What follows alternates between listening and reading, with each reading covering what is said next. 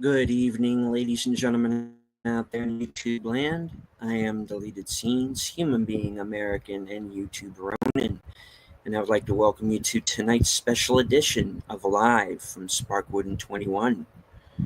I'd like to start off by saying hello to everyone currently joining us on X.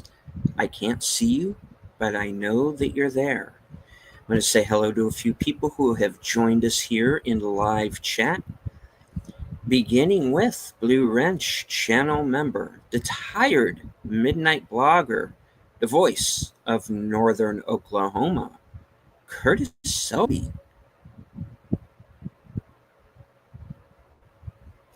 Faithful Blue Wrench channel member, the bird woman of YouTube. Watch out for her channel, Fluff Chick Productions. It's Connie Cleary.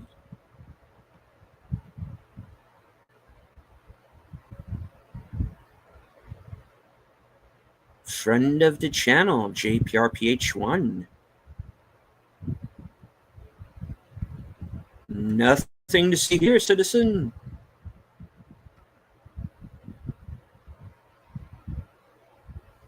Host of Films with Friends. The creator of the 10-word review. Big Al Presents. Troy and I will be joining Big Al this Friday for the cult classic vampire film Near Dark. All right. The Timey Wimey Limey has joined us.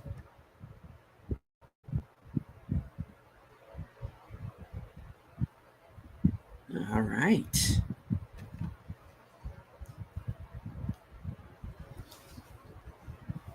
So, for those of you who are new to the program, this show chronicles the 1990s cult classic, Twin Peaks, and its 2017 return, called Twin Peaks: The Return.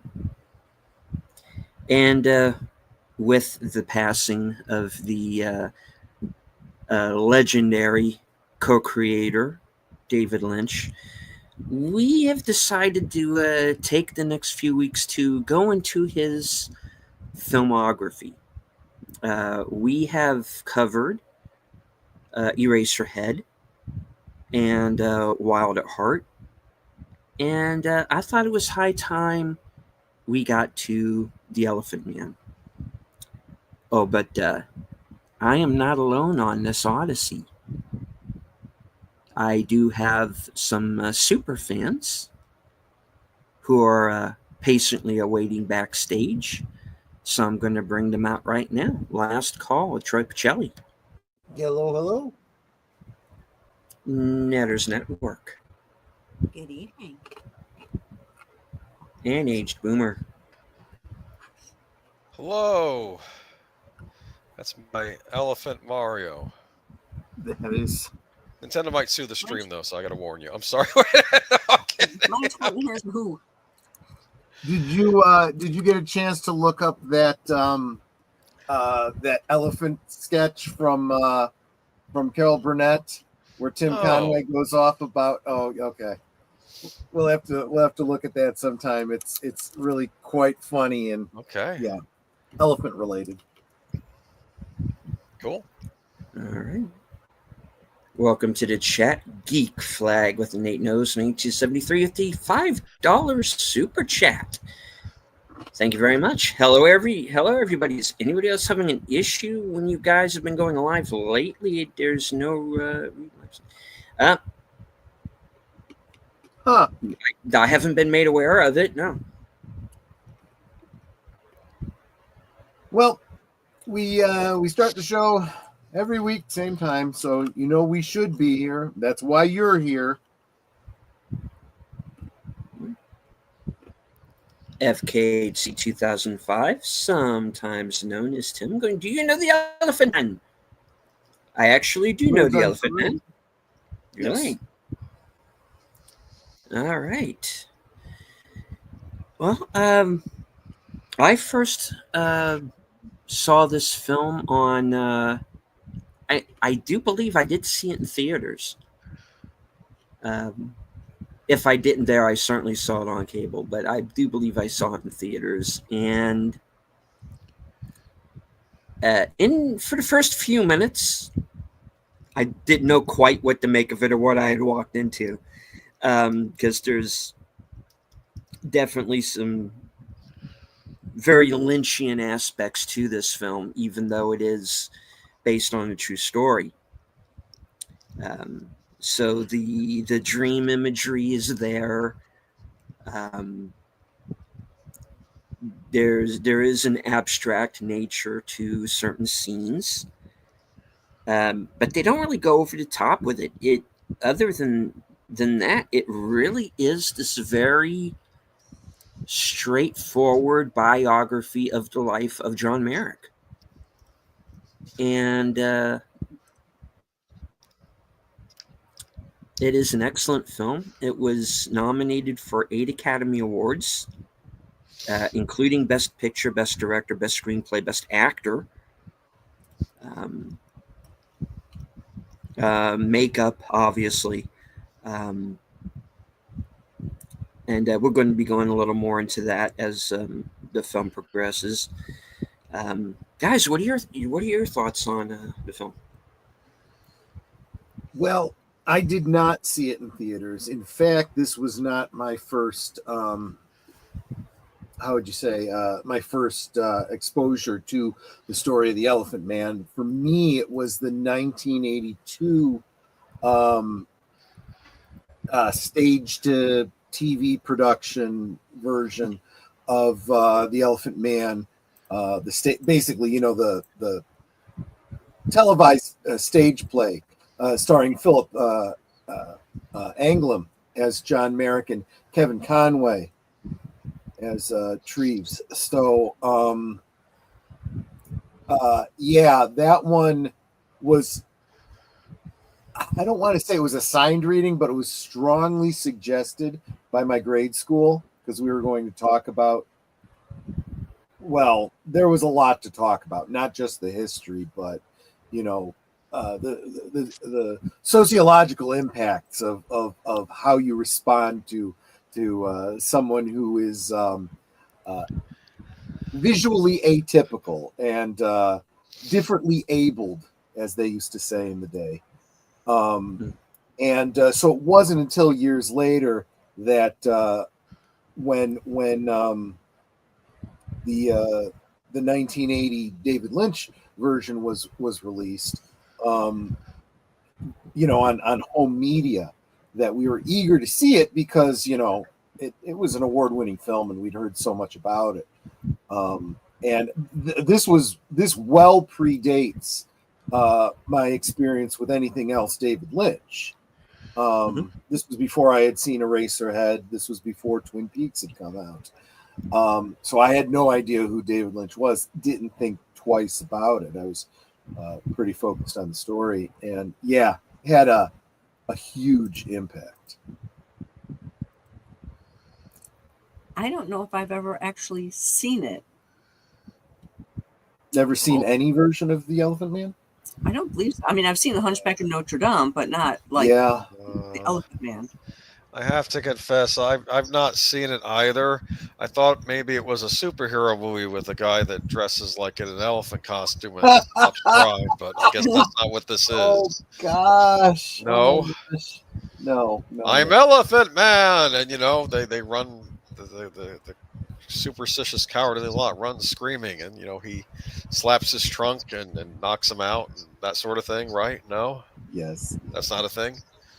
No, not that I'm aware of. Okay, well that's fine. Actually, I wouldn't be surprised if it wasn't out there somewhere, but I've never seen it. It would have been DC Silver Age probably character that probably make it. Yes, probably.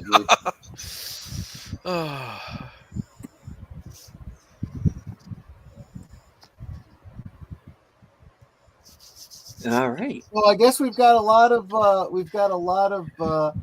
how would you say it, noobs that have never seen it before. This is going to be a first time for them. So this mean does this mean I'm gonna?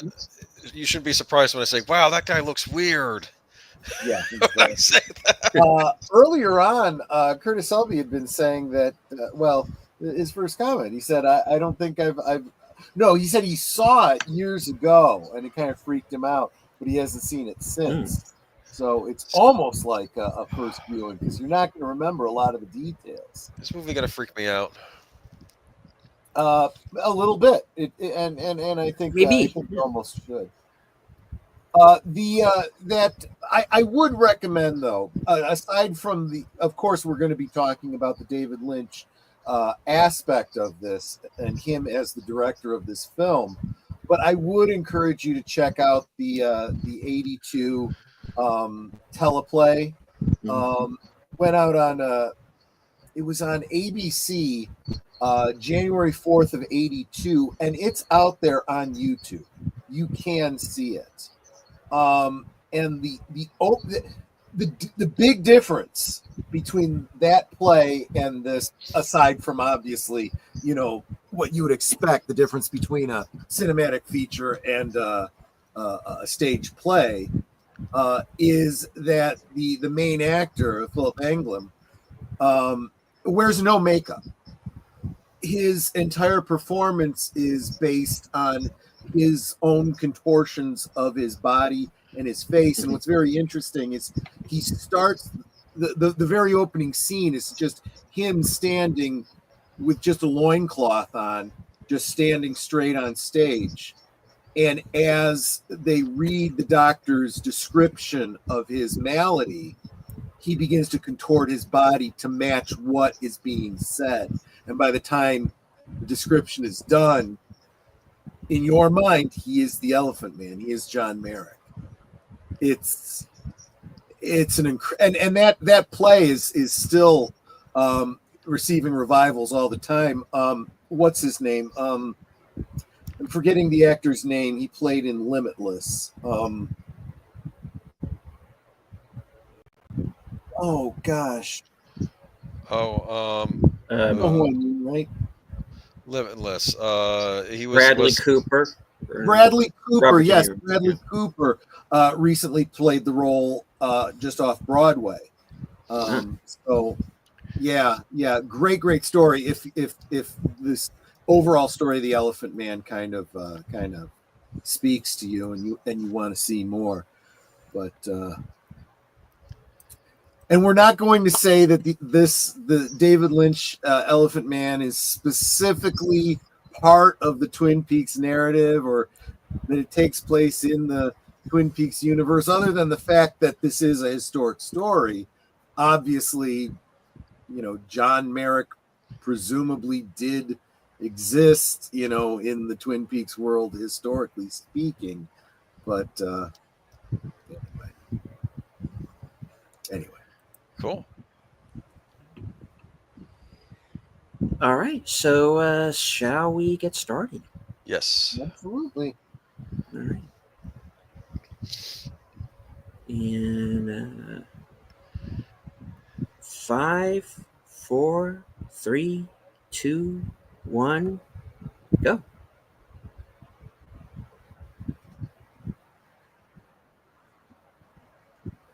There we go. I think you need to adjust the color or something, man. It's coming up as black. Black and white It film? is a black and white film. What? Yep. I know. If you can handle it, it's a black and white film. The old Paramount logo. The old Paramount logo. Yeah. Classic. In black and white. Yeah, exactly. That was intentional.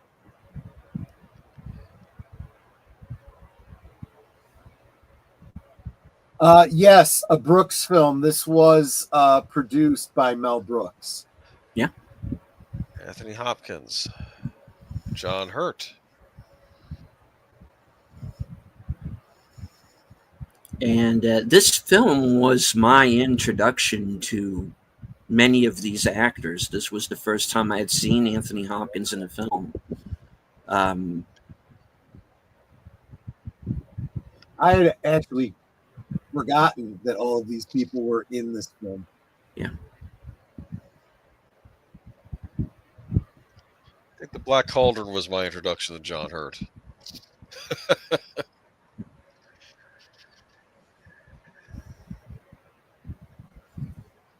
Music by John Morris. I was just wondering that as I was listening to this.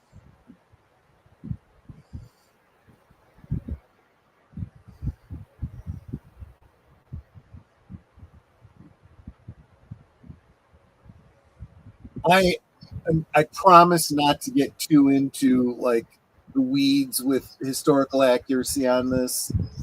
I tend to do that with these. Yeah, Troy. I know. Oh, pretty painting or drawing. Photograph. That's a photograph. Looks like a drawing. It's because we're very, very close. And this is an image you're going to be seeing throughout the film, and this is supposed to be Merrick's mother.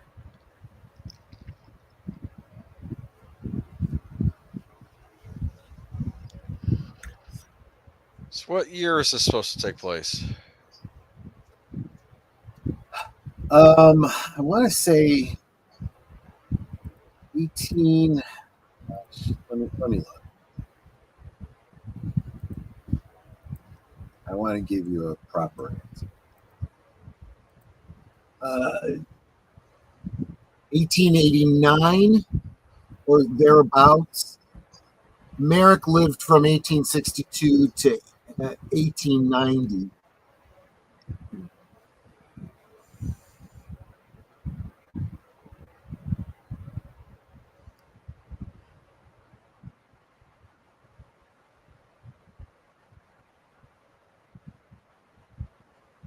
Yikes. Yeah. No. Merrick speculated that because his mother had been almost trampled by an elephant when she was pregnant with him, that this was the reason for his disfigurement, but the bone growths that he had were obviously not just a simple birth defect. It was a genetic malady. Must have been on his father's side. I remembered being very confused by that opening, and I've heard a number of different theories about what it means, but it's kind of the most eraser-head that this movie gets. Yeah. A lot of people have speculated Proteus syndrome. They were unable to do a genetic sequencing because to preserve his skeleton, back in the early 1900s, 1890 or so, they bleached the bones, which destroyed any DNA that they could have. Oh, too bad. Accessed. Yeah. And of course, the introduction of Dr. Sir Frederick Treves, who's Anthony Hopkins. Right.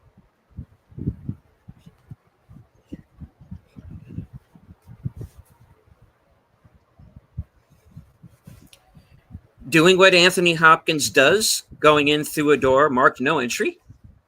Right.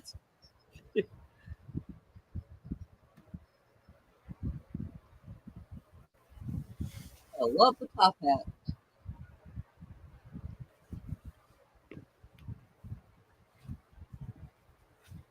Well, hey, yeah. No, thank you.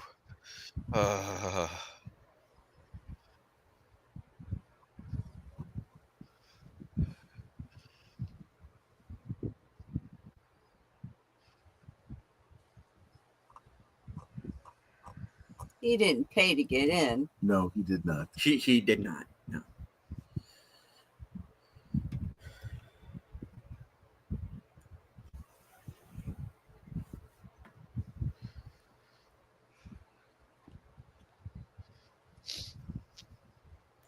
Tell me that puppet thing doesn't return. I don't remember. It does not. Okay, that's good.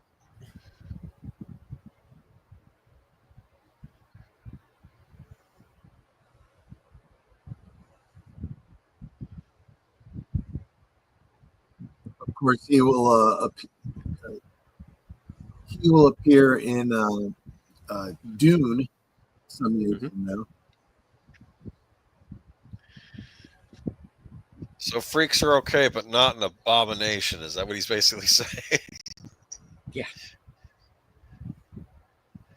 This is how it's always been. This isn't something new. This whole idea that, you know, if people are offended or if people are made to feel uncomfortable, suddenly all bets are off.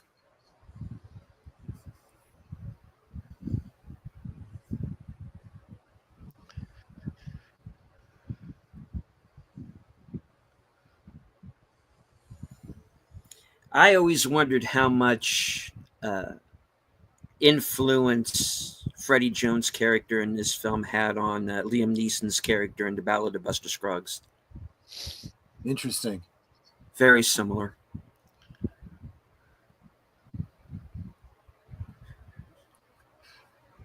Now, I will say that I will point out some things that are very, very accurate. For example, the gas lighting above him. They don't bother with that very often. They're also spraying ether, going on the assumption that the miasma was what caused infection. And you saw the one guy with the rope pulling him down, or getting ready to pull if he needed to. But what was incredibly dangerous was that ether is very, very flammable, and you got gas lamps. Lamps there, yes.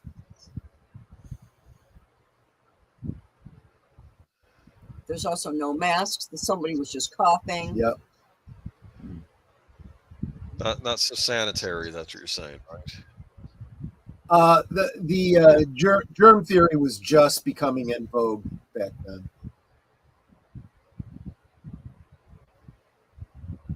Also, until you had general anesthetic, it was more important that you did the surgery quickly rather than cleanly.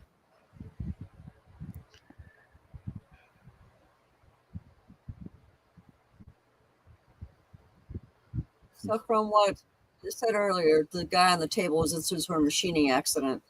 Oh, very common. There were no OSHA standards back then.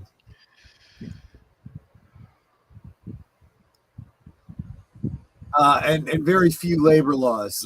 If you were injured on the job, it was your fault. Get out of the way, and you won't even pay. You didn't. And there is, of course, the dichotomy between, you know, how you see the very clean area of town, antiseptic, that Treves lives in, and then you see kind of where the people are, and it is this very, again, with Lynch, this very industrial, right, almost and post-apocalyptic wasteland, you know.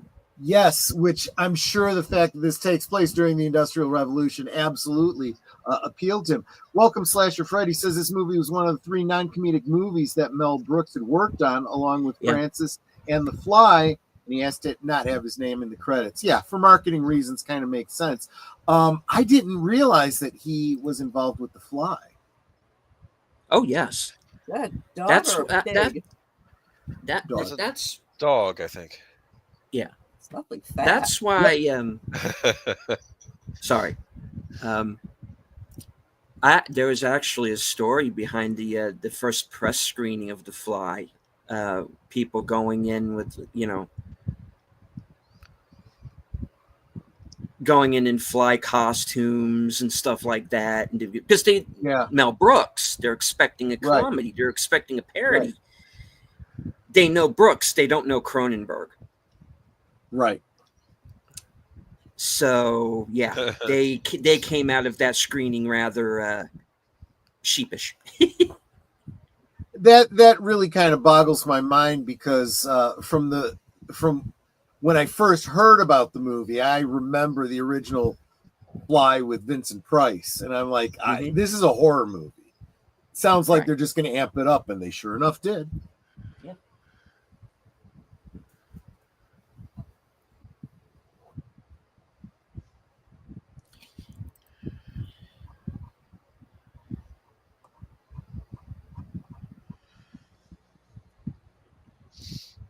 Now, when they get to a close up of the boy, you might recognize him.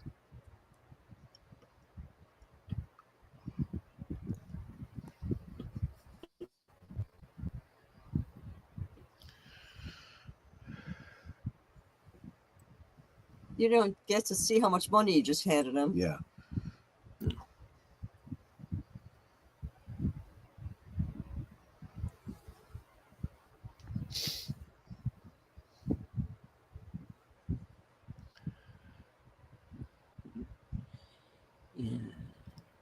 And the boy is Dexter Fletcher, and he was at one point going to star in another David Lynch film that unfortunately didn't get made, Ronnie Rocket.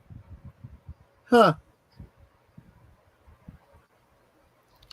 Think of that song. They're making him live in the dark? Yeah. That's mean. Yeah. And, Dexter Fletcher is a bit of an interesting history. He's actually still around. He's in Band of Brothers.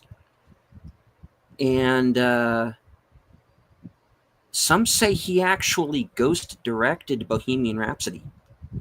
Huh. Interesting. Yeah.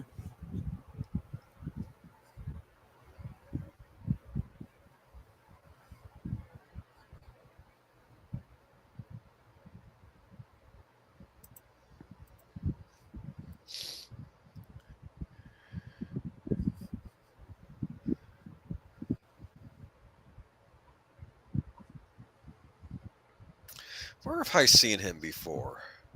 Dune. He played Thufir Hawat. Is he also in that movie with Michael Caine getting stuck on that island with the pirates? I didn't know there was a Michael Caine movie with pirates. I think it was. Yeah, he. The Island. Yeah. Peter Benchley novel. Yeah. Yeah, basically, the pirates had survived over the last couple hundred years. They kept surviving, and like they were still around. You know, that was what it was. That like the I mean, he was in Treasure Island from 1968. Well, there you go. If that's the one you mean. No. Oh well, then I don't know.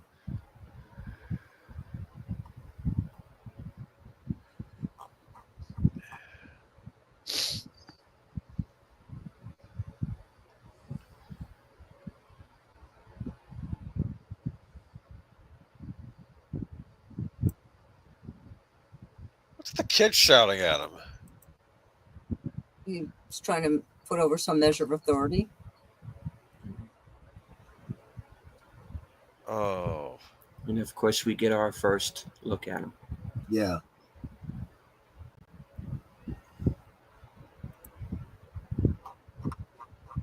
Again, a medical doctor, but he's never seen anything like this before. No. Does he think he can fix them? Probably not. You know, and this wasn't.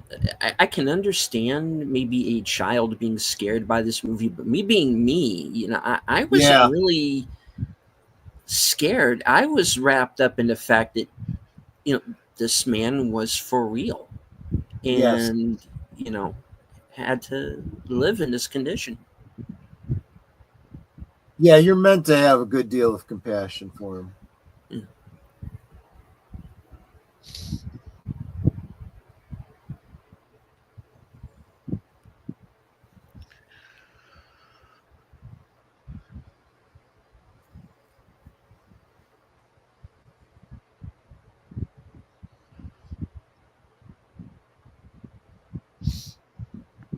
What's he want, a kiss? No.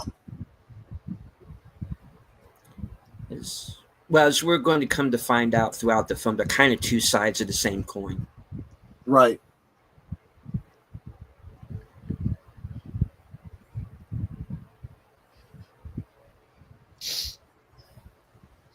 Ah, the mother's head. Yep. Wendy Hiller.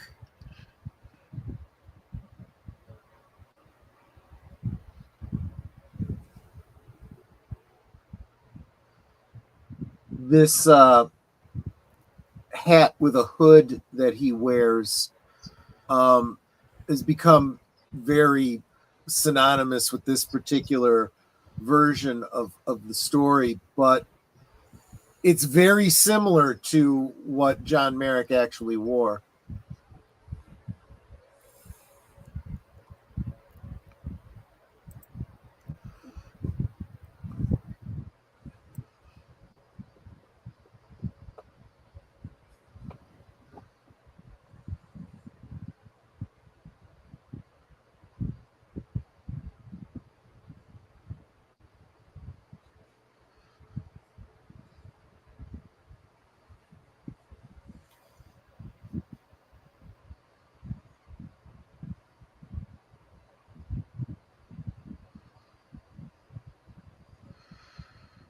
She's the head nurse, and her name is Mother's Head. Yeah. He looks good with a beard, Anthony Hopkins. Oh, yeah. It suits him. Yeah. I'm used to seeing him without one, actually. But yeah. He's so used to being yelled at, which is horrible. Yeah.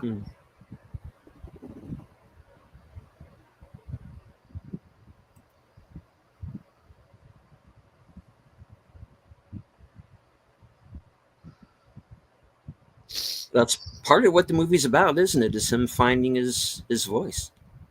Yeah.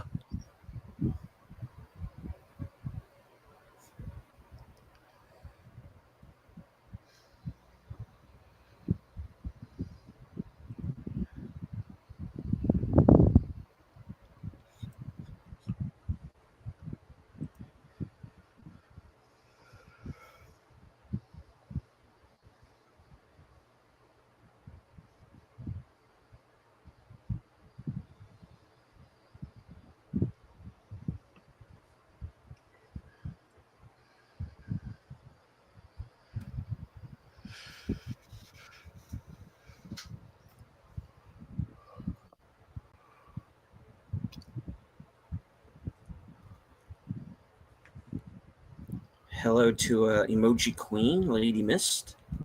Hey, Lady Mist. And Daniel Daniel Berry Sports Highlights. Cosmia link should be pinned at the top of the chat. We are about, let's see, 18 minutes, 45 seconds into the movie. To be fair, Nate,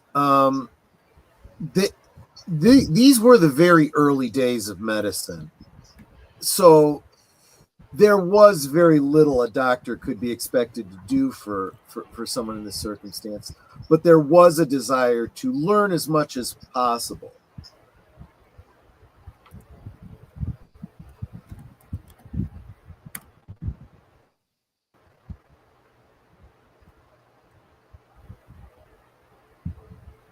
Not now, man.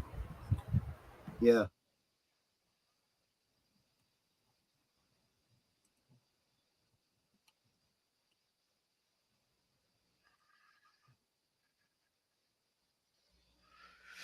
I didn't say that. I said I don't know. And I don't need you honing in on my discovery. Yeah, but see, therein kind of lies the problem that I see. Not just then, I think this is true now. More concerned, kind of like Nate said, about personal glory than real science. Real science is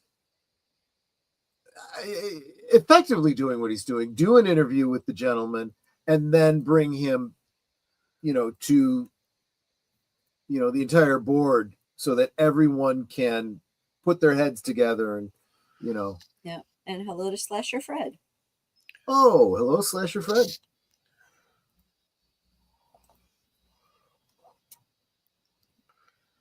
And we are the Eggman. Goo goo goo choo.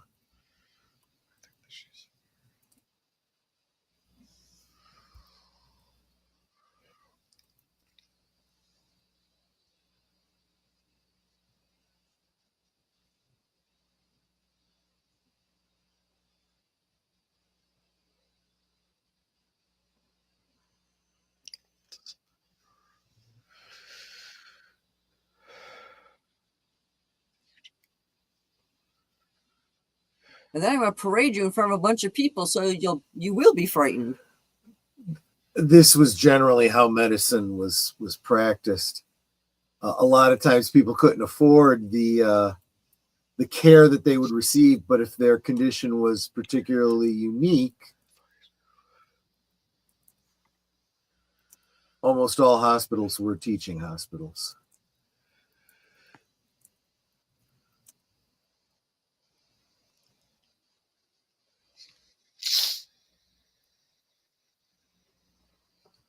"21 years of age." Let me do a quick calculation here.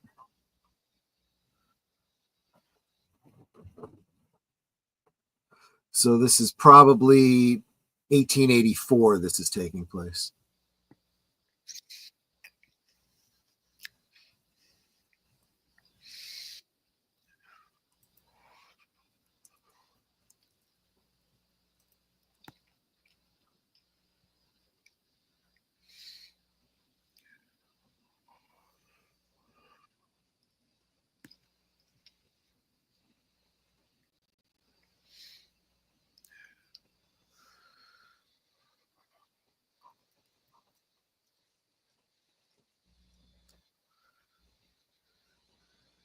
Many of the pictures that you see of him online are from later than this date, 88, 89,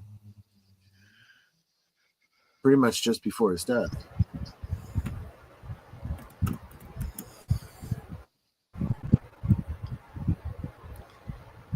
This is just another form of the freak show, isn't it? True, but it also, to a doctor, should tell you something. There is no bone, despite what we usually say. There is no bone there, so his genitals would not be affected. No, but they just took off his pants to show his penis. It's not enough that they're parading him around. It's like, now I'm going to make you naked and even more vulnerable. Worse might have been done to him. Absolutely.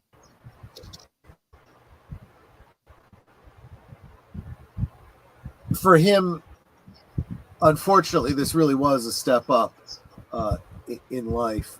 He had a rough life, but this period in time for him was actually a bit more bearable.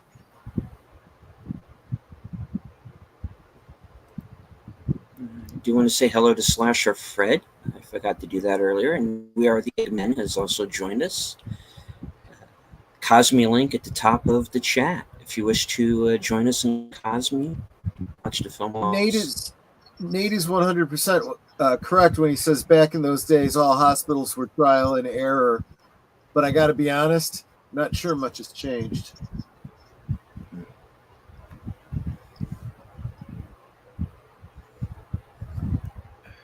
You know, I'm starting not to like him. Well, you drink the juice, Safo, because it expands your mind.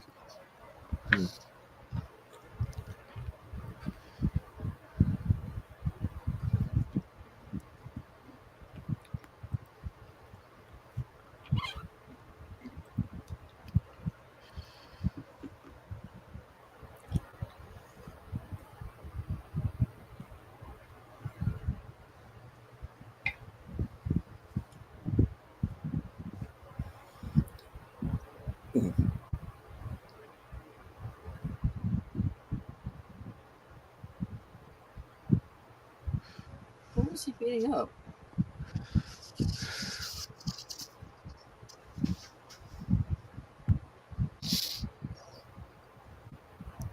Mara.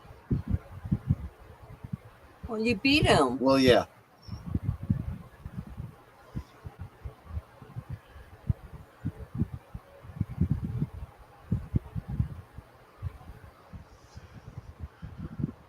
Repeatedly. Onto a stick. Mm-hmm. Yep. The kid knows. Kid wants to say. Yeah. Slasher Fred says one of Anthony Hopkins' early horror movies that is so very creepy is Magic, where he plays this ventriloquist who believes Corky, his dummy, is alive. Yep. Yeah. It's a wonderful performance by Anthony Hopkins. I'm a big fan of that movie, actually. Probably from the same decade, I think. Yeah.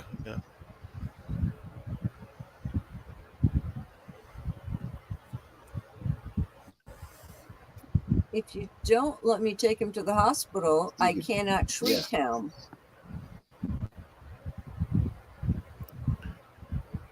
Huh? Yeah.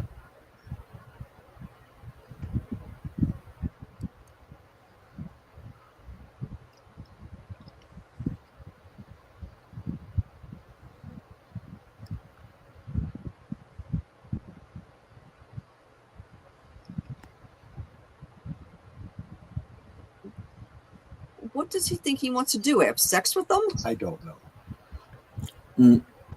Nah, he's just greedy. It's all about the money. Suggesting that anything you want, I can get to it or arrange it for you. He fancies himself a fixer.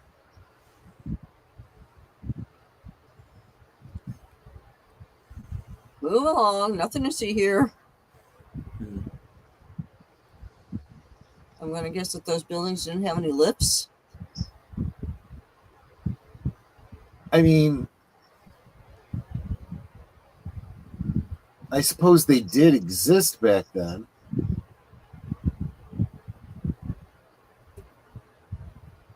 But I'm sure they were not that common. And there's also technically the fact that he's not supposed to have this guy here also. Right.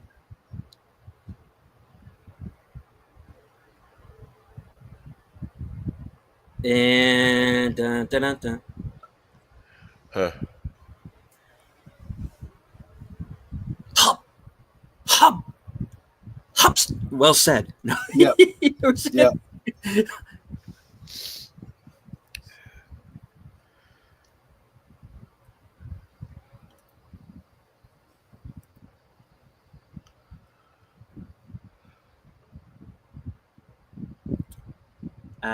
I actually had a recording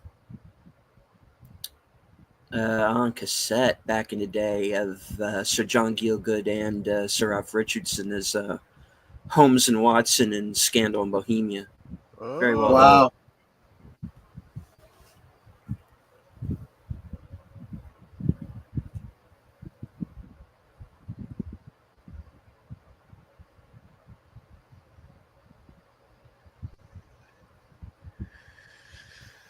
I didn't know they ate oatmeal in England. Sure. Blast. Can I just be left alone for 5 minutes? My oatmeal's getting cold. Can this wait?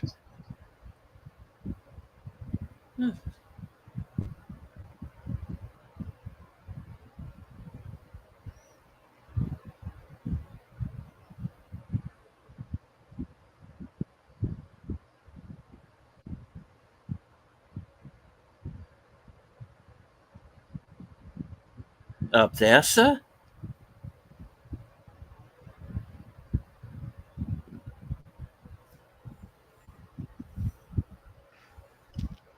Why aren't you sneaking people into my hospital? Right. Yeah.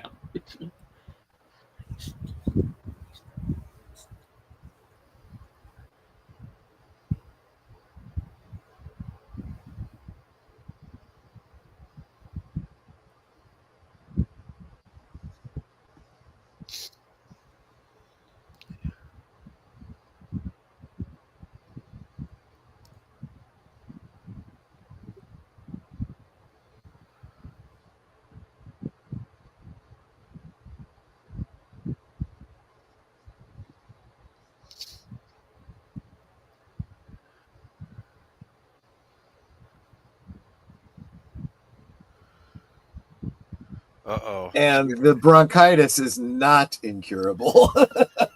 Is she gonna freak out? Is she gonna freak out? I don't remember. Then why are you smiling? Just the way that the boomer reacts to things.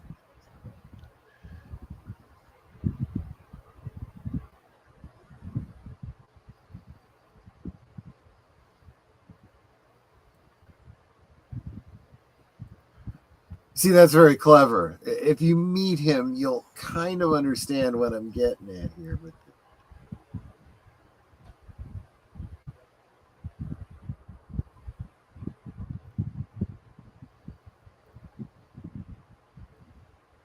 Excuse me, pardon me.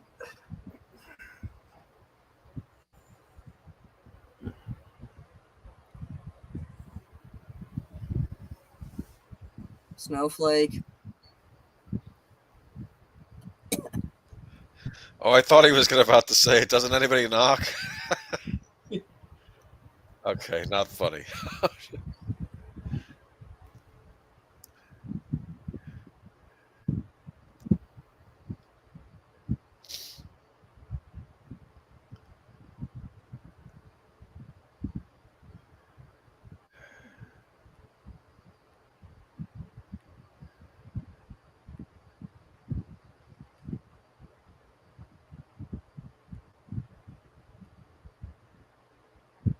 Well, you're not gonna go and fell on the floor.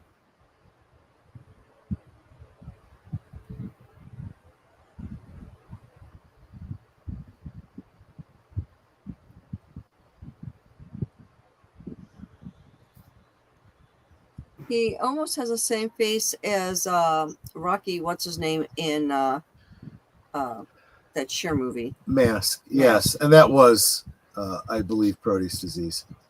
Yeah. That's why they draw a comparison between the two. With all due respect, these are nurses, correct? Well, they're supposed to be. Yes, but Yeah. they did not receive the kind of training that that one would expect. Also, we're some years out from World War I, when they would be continuously experiencing, facial deformities from yes, a shrapnel. lot. Yeah, of like that them, picture yeah. in the bottom there. Yep, Has me. exactly. Right. World War I was basically where the nurses learned how to toughen up and be professional.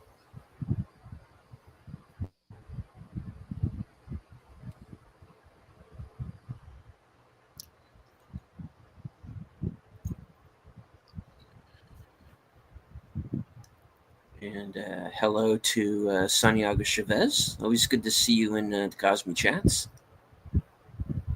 Okay, that's not very restful for the patients. Oh, hey there, Santiago. Well, he may not even hear us if he's not in one of our chats on YouTube.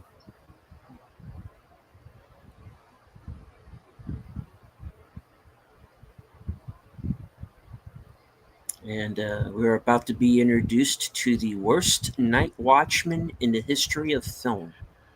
Uh-oh.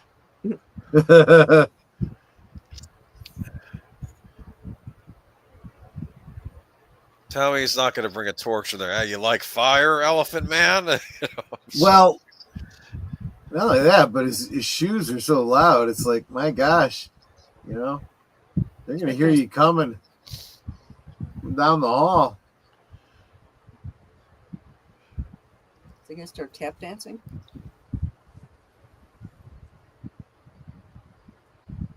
It was his mom, right? Yep. Yes. Why is he even going into the isolation ward? Because he wants a look. Yeah.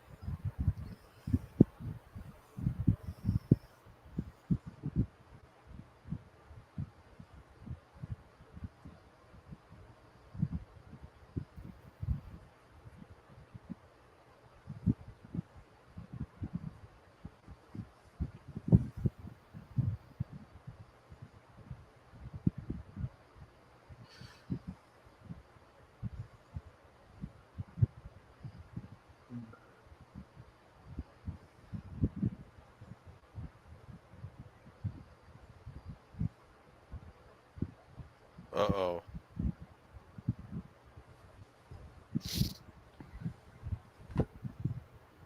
Meanwhile, So by my calculations, this is taking place in 1884. About 2 years ago, he had a surgery to remove a growth that was overgrowing one side of his mouth.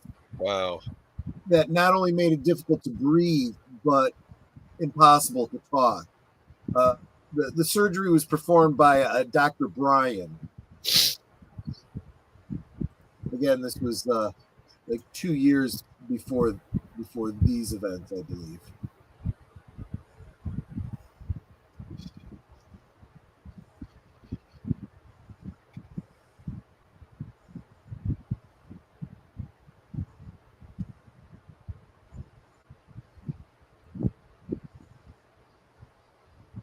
I agree, Slasher Fred, and yet it still, and maybe this is why, it really does fit that Victorian aesthetic. You got no time to treat a patient with kindness? F you. Well, again, this was an issue of matter of fact volume, not they didn't see it as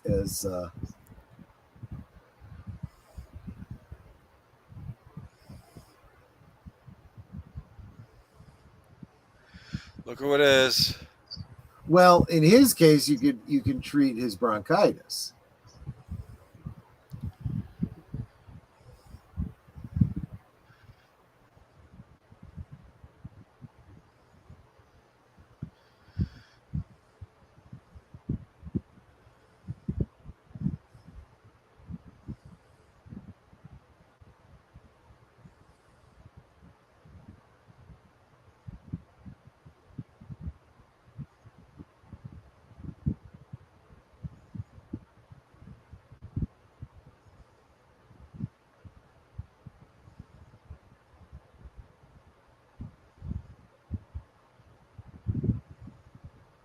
Can he speak?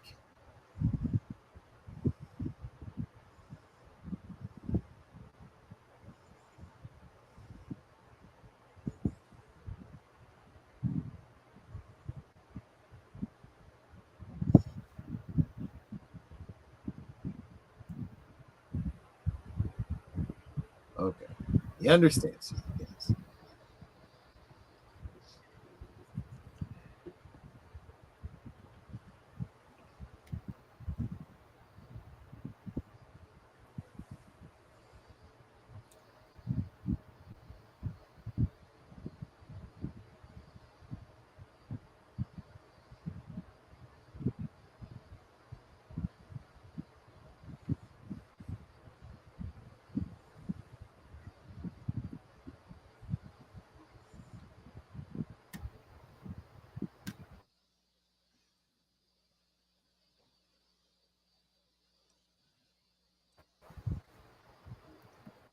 okay. You call her Nurse Ratched right now, Curtis, but you're going to find out Mother's Head has some. She's got layers. Yeah, She's got what? she's got layers like an onion. She has layers.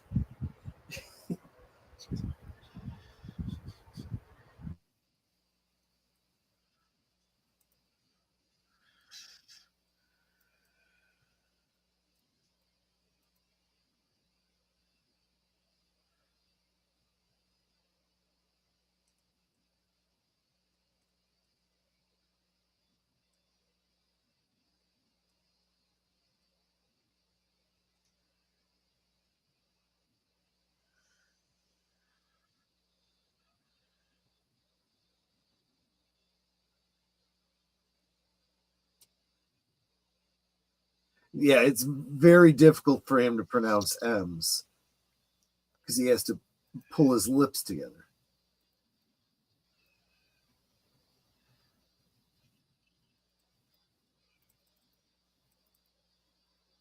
Yep.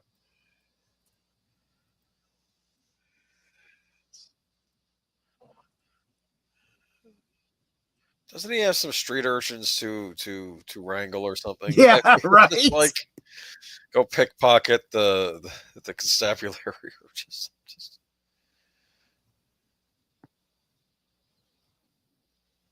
ooh.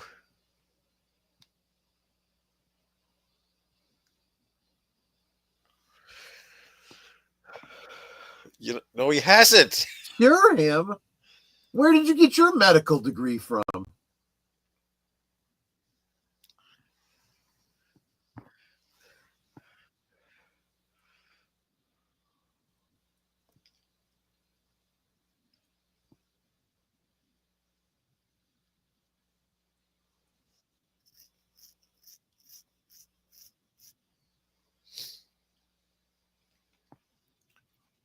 Yes.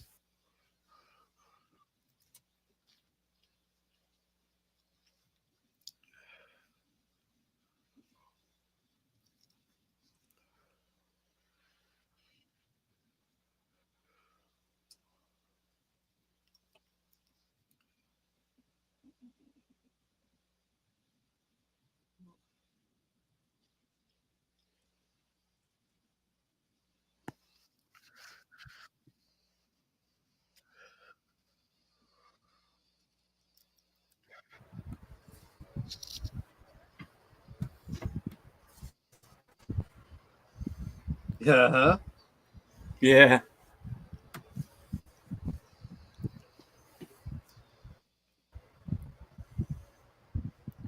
Yeah, In at least short, John's good got afternoon. protecting him. Yeah. I mean, he finally has somebody on his side Yeah. that doesn't want to Yeah. hurt him.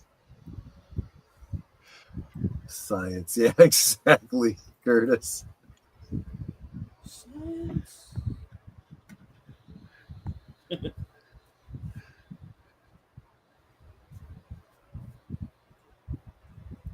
Now he's willing to meet him, yeah.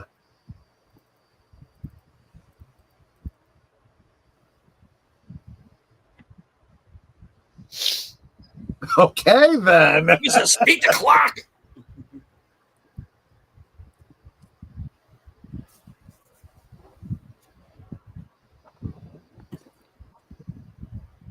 Well, at least you give me time to have lunch. Yeah, but it's an English lunch, right? Right, well, true. Bangers and mash and whatnot. Just Could be an early tea. watercress sandwiches. Oh gosh, yes. Or cucumber sandwiches. There you go. Curtis, I'm glad you got what I was going for.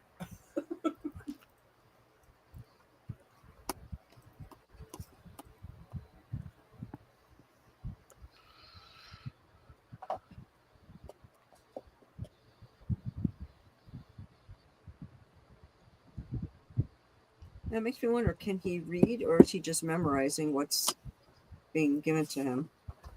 That I don't recall. Stay tuned.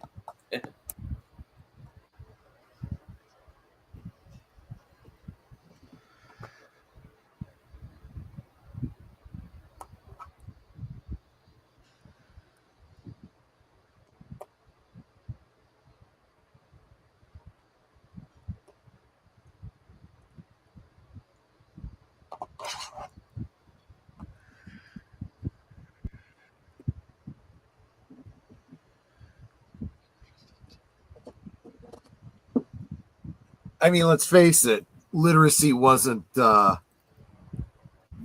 common for the average person back then.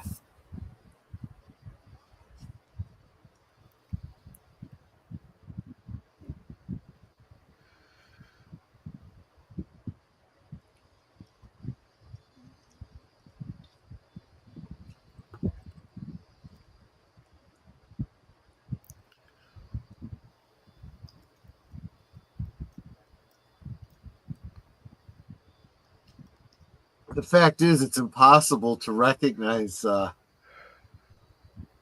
John Hurt under all that makeup. It's amazing the performance he gives, though. Yep.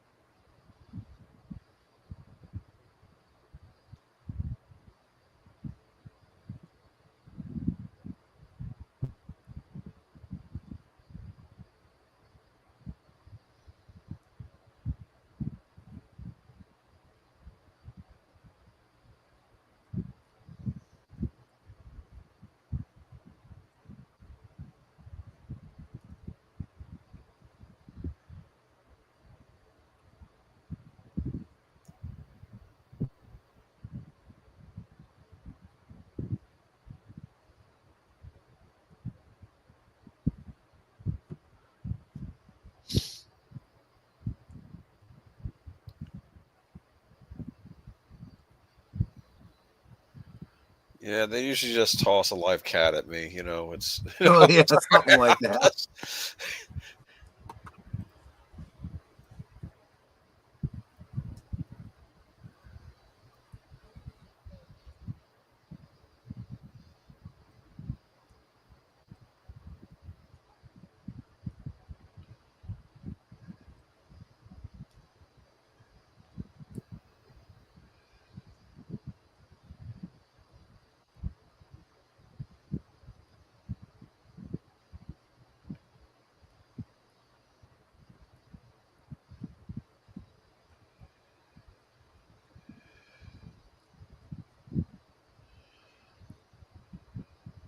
15 hours, 17 minutes, 12 seconds.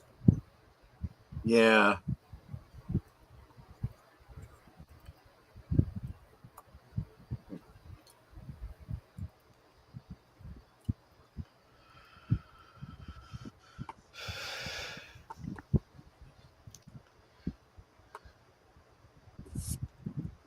This recess wasn't something I said.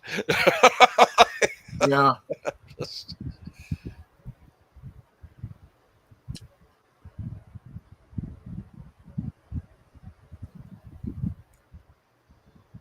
You'll notice he's wearing a mitt on his right hand. So when he reached out to shake his hand, he's like, I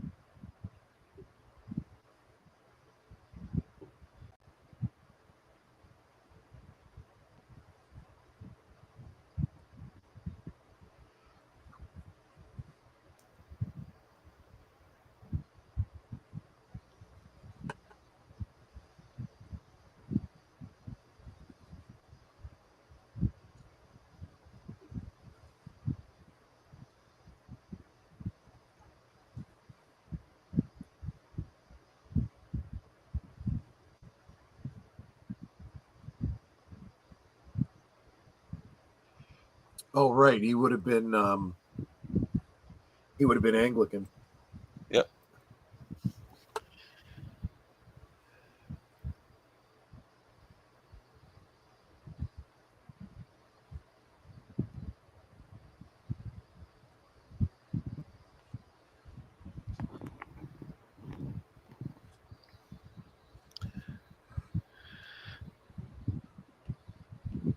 You didn't ask.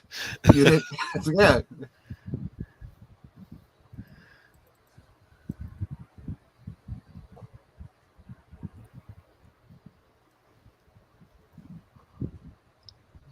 I can imagine why.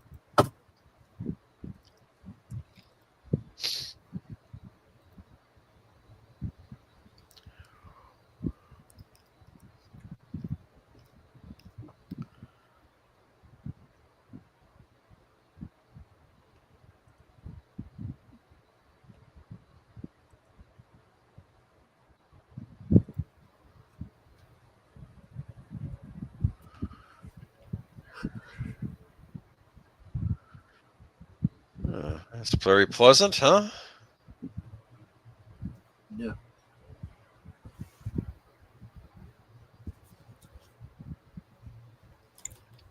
And here's to you, Mrs. Robinson. Yeah, you're right. Oh my gosh.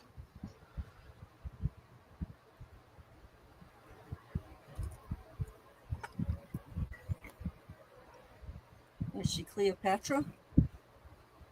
I don't know what the play is she's performing. Probably.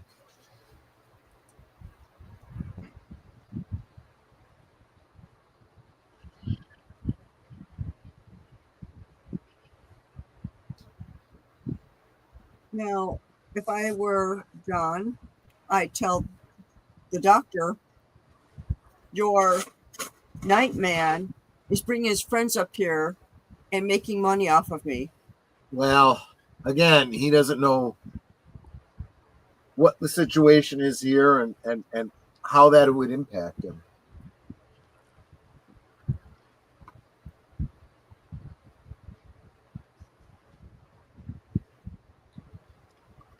Ooh, okay. Hey up.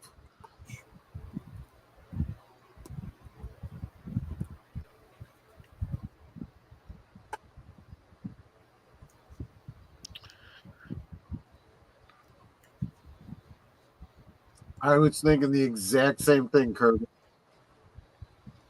It's the street urchin. Yep.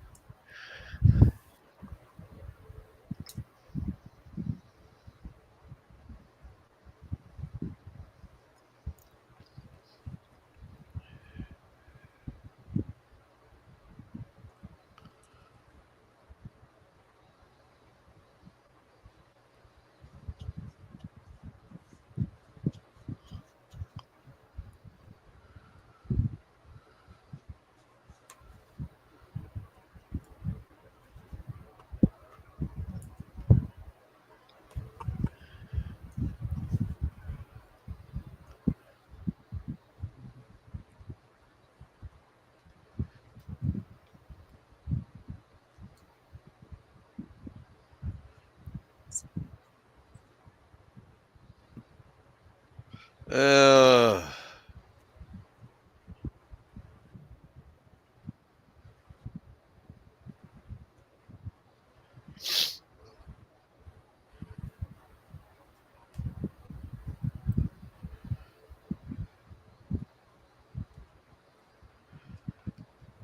that's not very pleasant. No. Is that where the London fog comes from? No, because Britain is an island. They tend to get actual fog. Oh, okay. But yes, they had horrible air pollution in London at that time.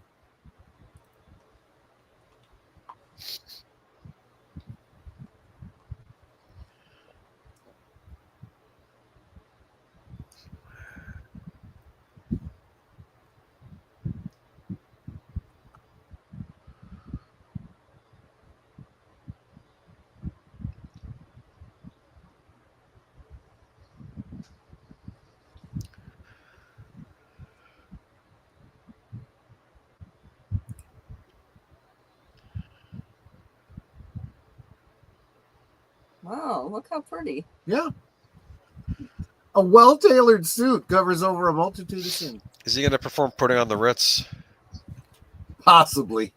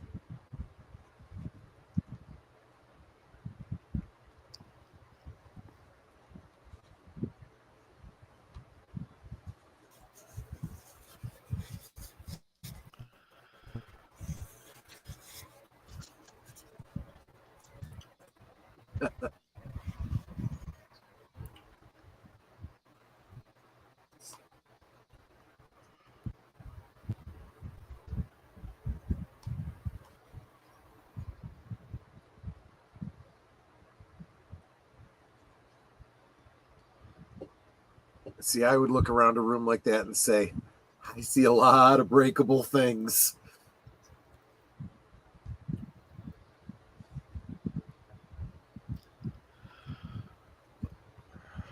I'm looking around the room going, look at all that clutter. Well, yes.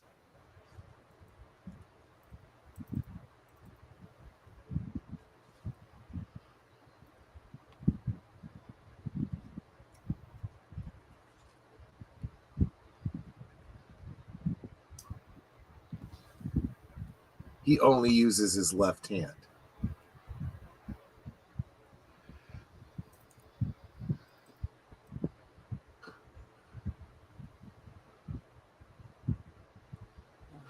the movie Wonder is almost a family-friendly version of The Elephant Man. How it involves the main character who is hated and feared. I'd never heard of that. I'm aware of it, yeah.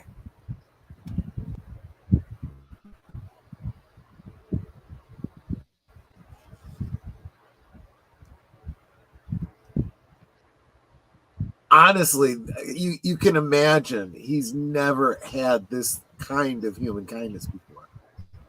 He's never had any kindness before this guy. And she's like, cool, blimey.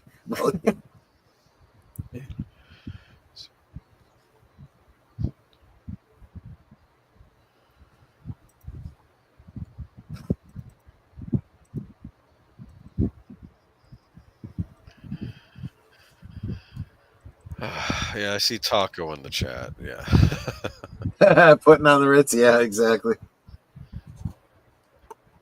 That video might be more relevant now than it was in the 80s, actually, now I think about it. Right.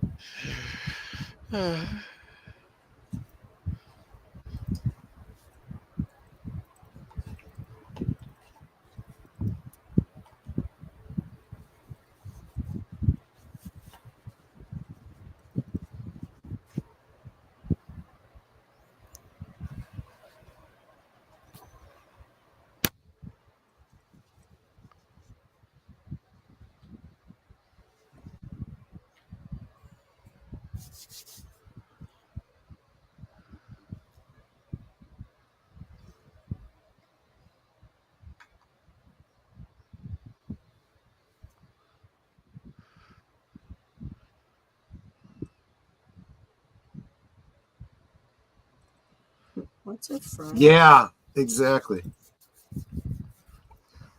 Actually, not just friends, out. I mean, that concept's got to be odd as well.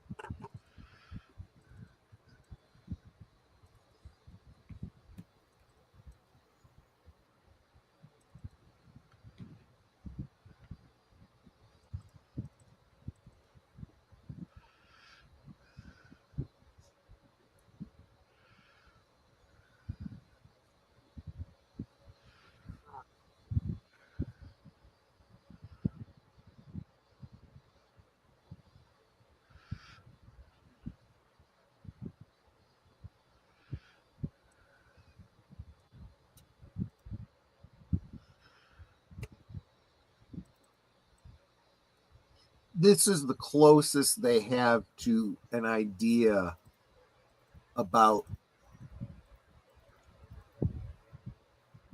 it not necessarily being an inherited disease. Yeah, she probably thought that the mother looked Exactly. hideous.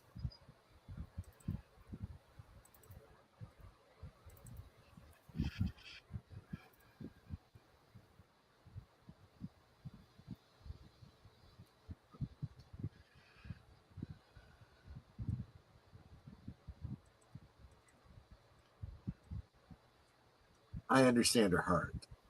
He didn't mean to make her cry, but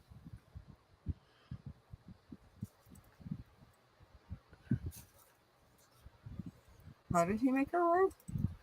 she's feeling compassion for him and she has no outlet. She's overcome. She understands the plight. Yes.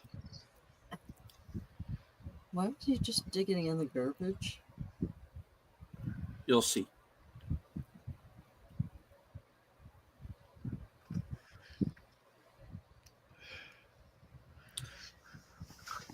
I was on a panel with the actor Kevin Major Howard about a year before he passed, and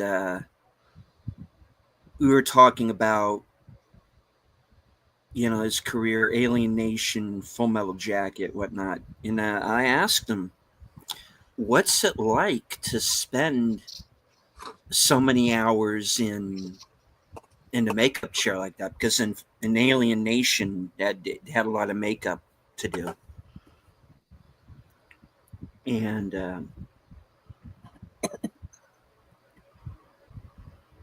he and Terrence Stamp, and they Terrence Stamp says,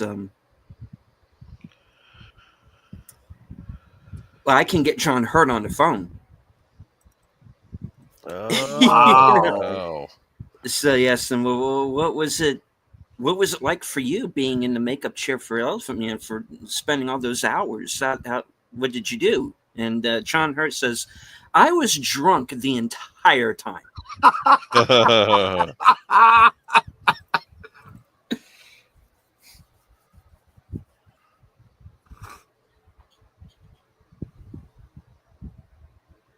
So they can't do any sort of surgery to fix this feature. Not them. No. Today they might be able to do something. They could remove the larger bone protrusions. Yeah. Mhm. Probably still not look very good, but at least he would have less weight on his neck. More comfort, at least, yeah. Yes, exactly. Might be able to breathe a little bit better.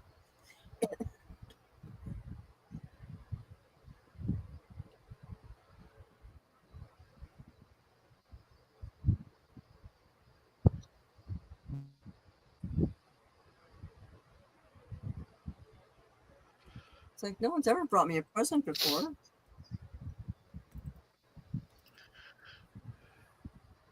Yep.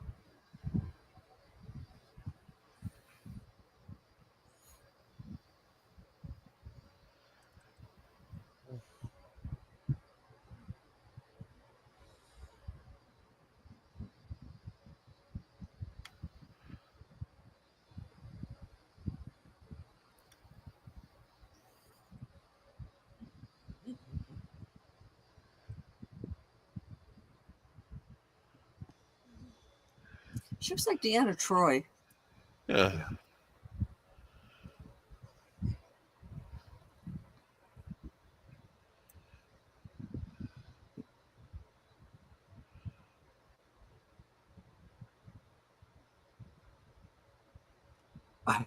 I probably incredibly inappropriate of me to say, but Anne Bancroft was like the original MILF, right?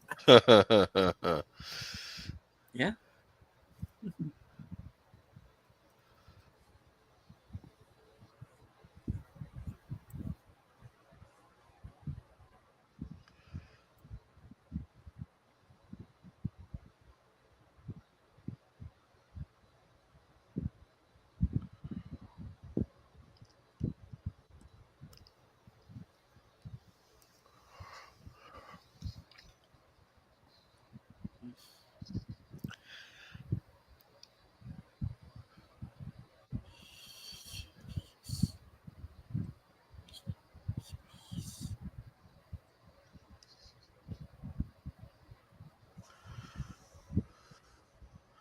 Actually, you know who else she very much resembles? Lindsay Wagner. Oh yeah, if she was blonde.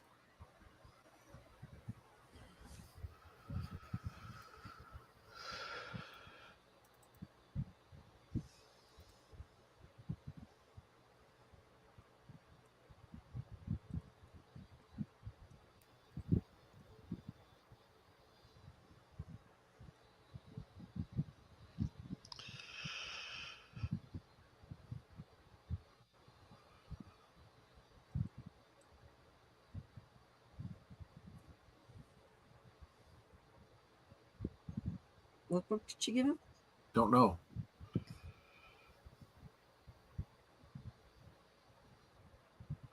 Romeo and Juliet. There you go.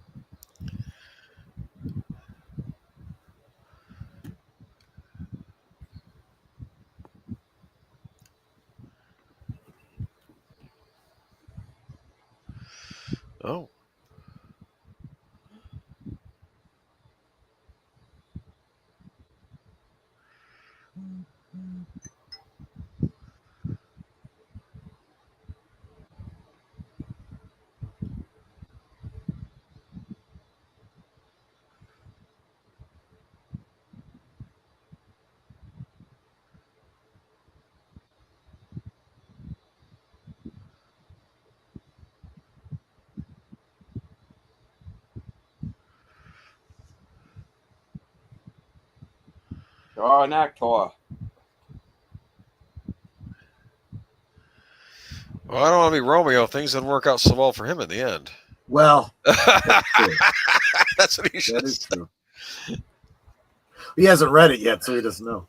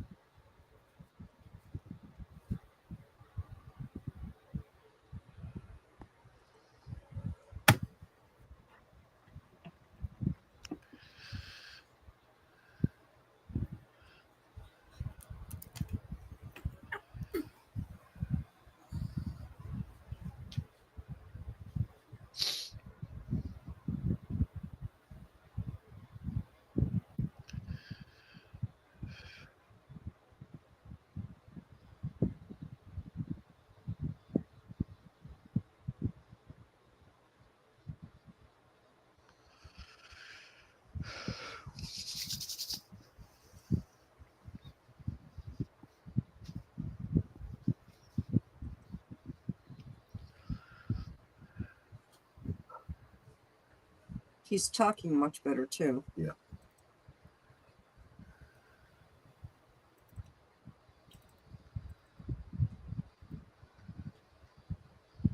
I'm.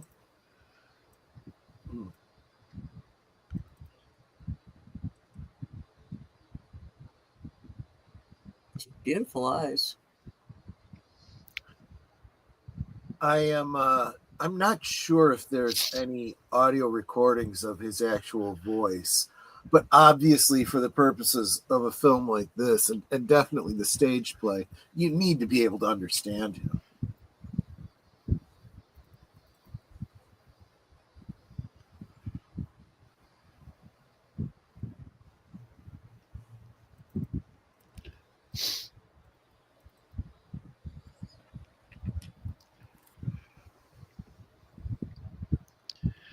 That is true.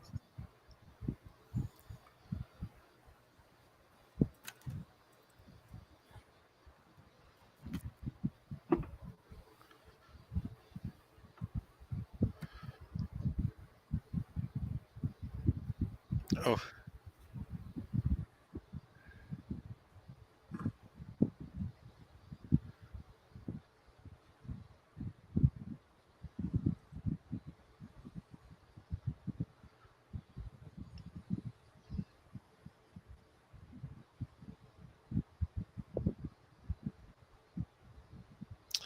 Ooh. She's not wrong, but one could also make the argument that at least in this way he's part of society, you know,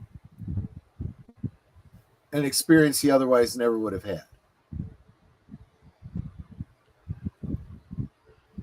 And it is true he did receive a bit of celebrity for a time. Well, maybe it's not about civilizing him. It's about civilizing the audience. You're not wrong. Yes. You know, to not treat someone who looks like him like a monster, you know, Right. treat him like a human being.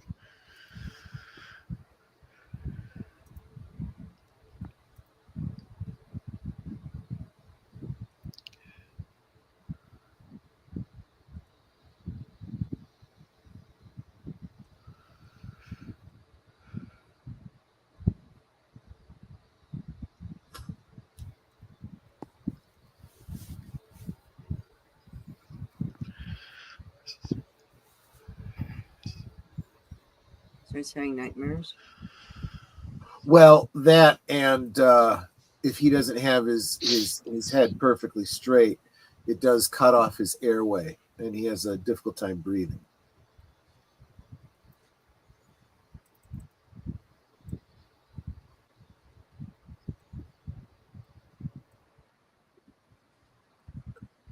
I almost expect to see the girl in the radiator.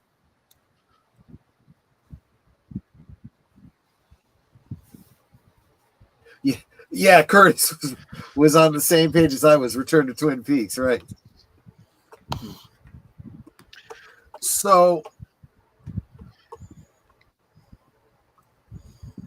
it's since we just saw Eraserhead, it's a little bit easier to see some of the connective tissue between the two. As you pointed out, deleted the industrial, The black and white. Yeah, a lot of steam, all those elements, very, very unnatural, I suppose, is what they're going for in that regard. Mm-hmm. The heck? Showing him a mirror. He's never seen himself.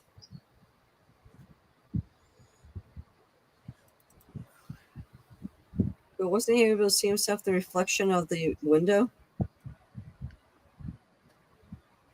Possibly, but When not. when that one guy knocked on it, you could see his reflection.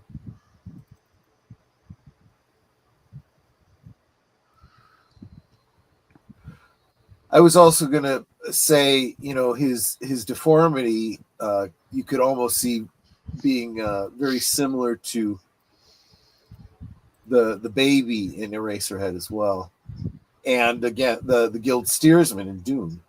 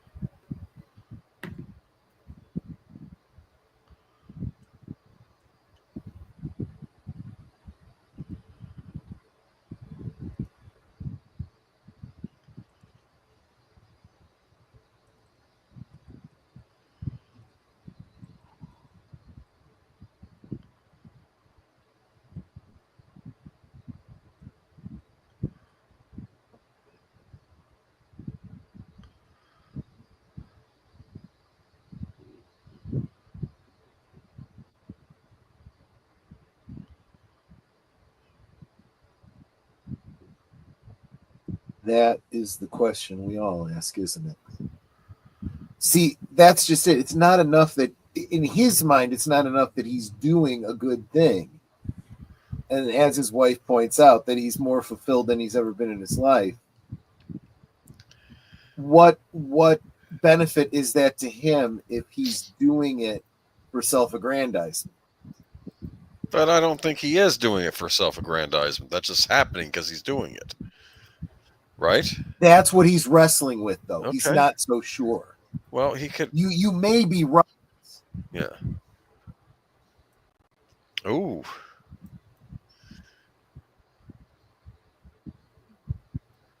Oh, wow. What the? He sees it as unseemly. And yeah, well, go ahead. In most arguments, there is an element of truth to it. It is kind of unseemly, right?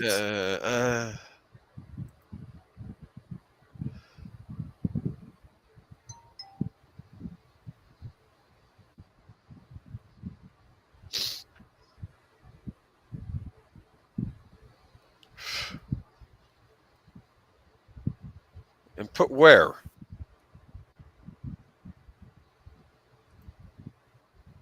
Wow.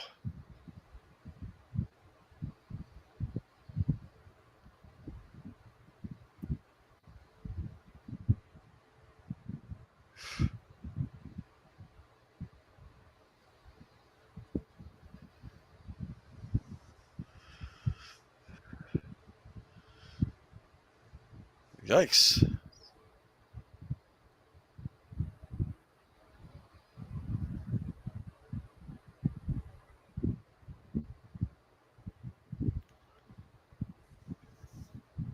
Oh. Uh-huh. And he's like, whoa. And you stand and protect the dress. Yes, protect the dress.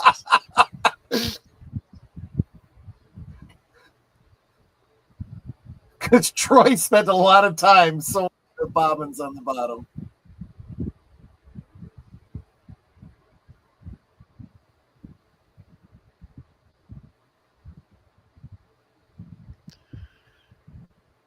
Here, you can have my seat.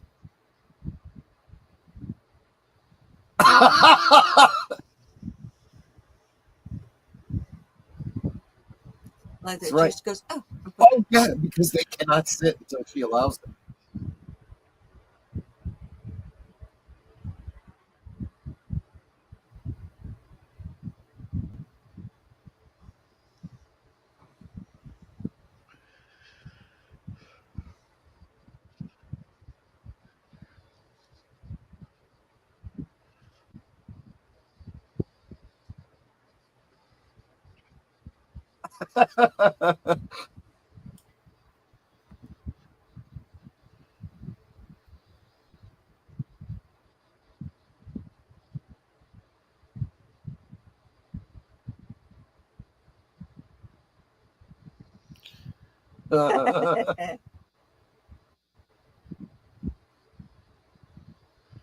Oh, Yes, the queen.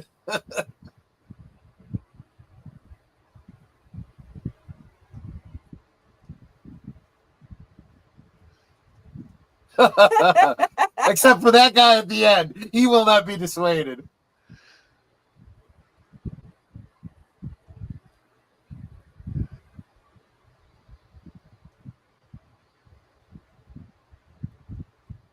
This hand up. Everyone looks at him as they begin to vote.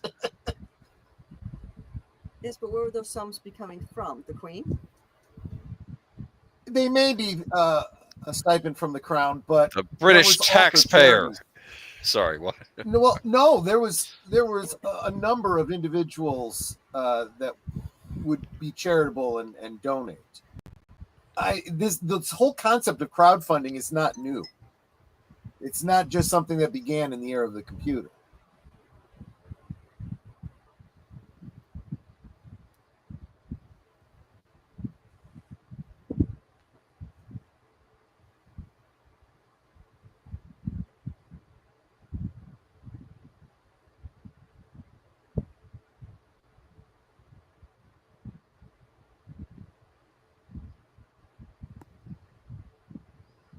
Is it like a home?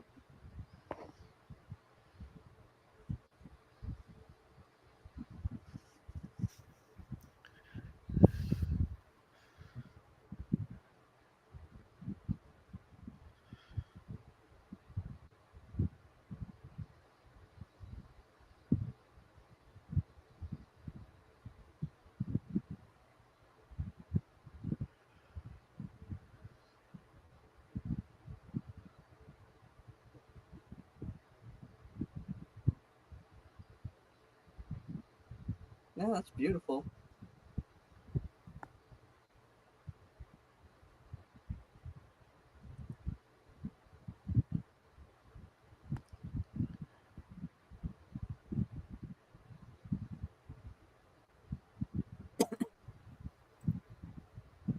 I mean, not really, Curtis.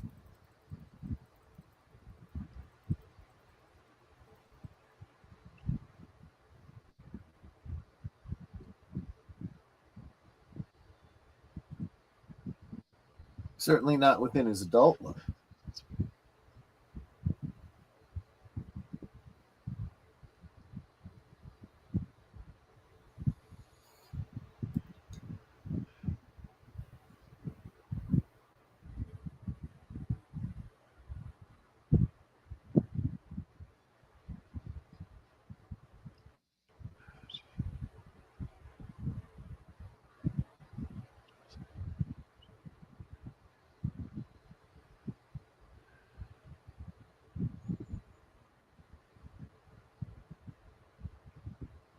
I mean, that does bother me, them referring to him as it.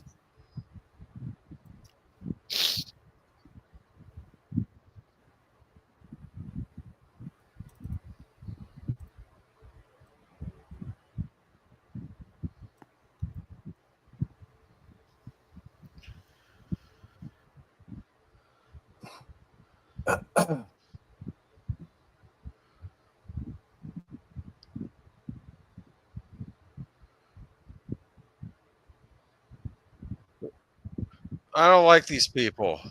No.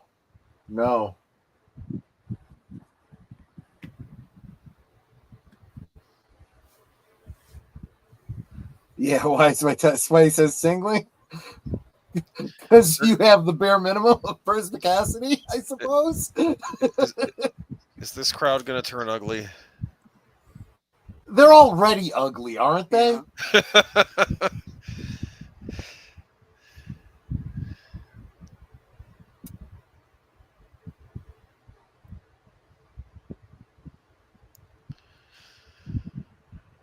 Oh, this freak thinks he's better than us, doesn't he?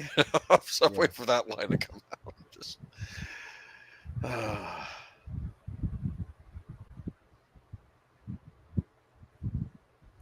He's putting on airs. To nobody but himself. Yeah. Yeah. Just having some fun on his own.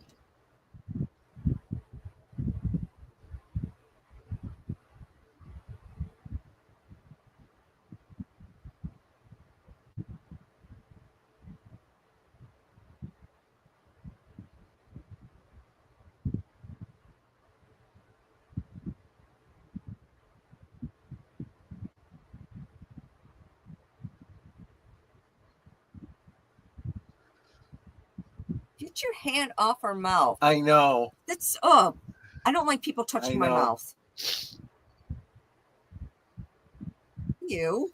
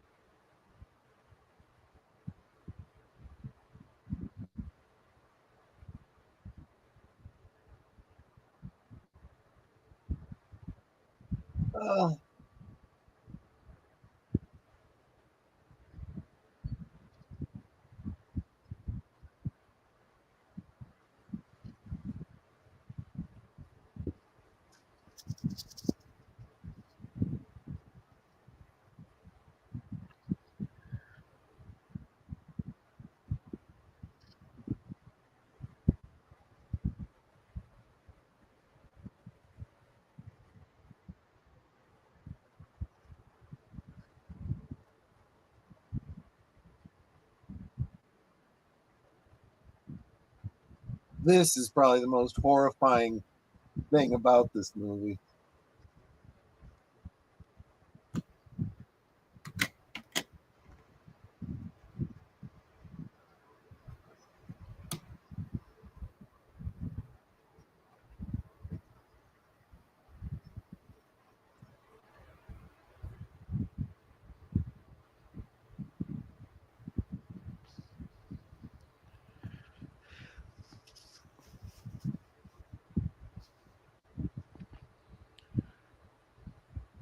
Well, if it makes you feel any better, Curtis, they very likely did. Yeah, that's true.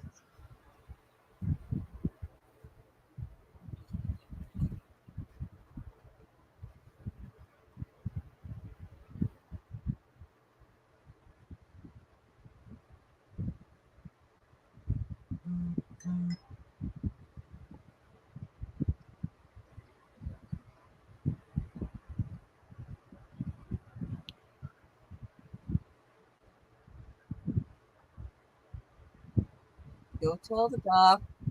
I know, right?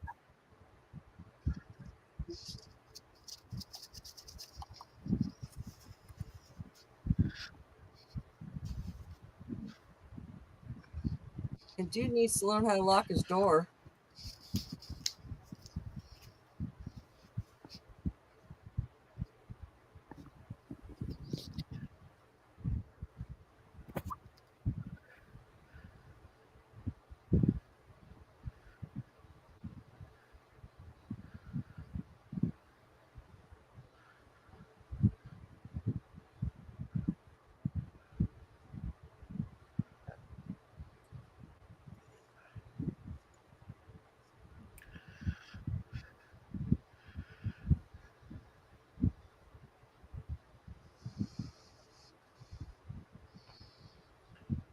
Oh, Yeah.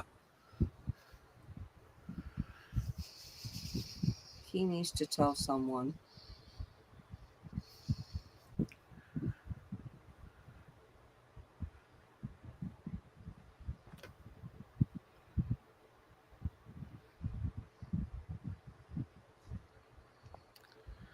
look who it is.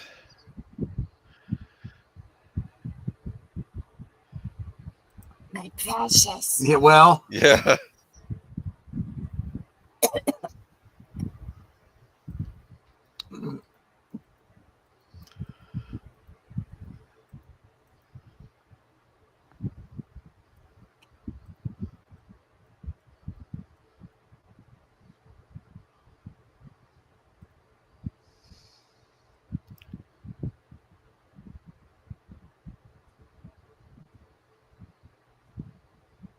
They smashed his cathedral. Yep.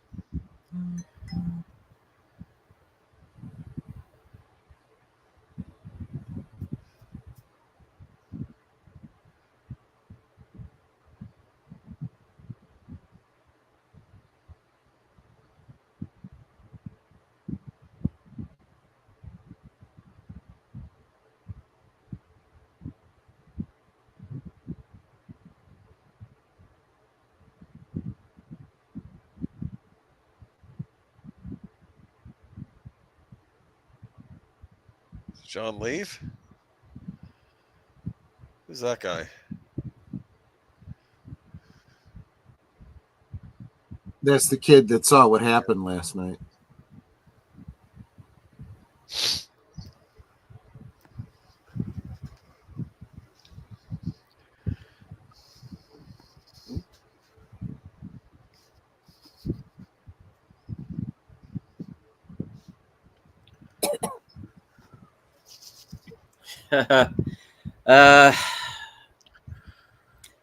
Hannibal Lecter on approach. Yeah.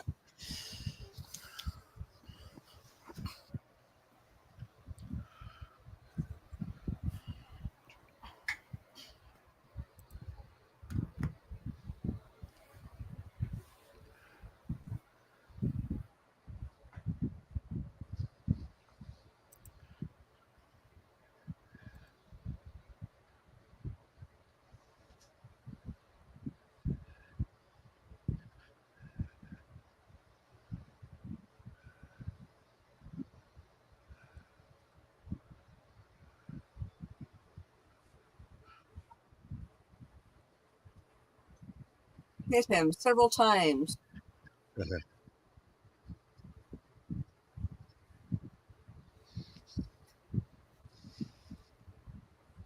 Yeah, you have.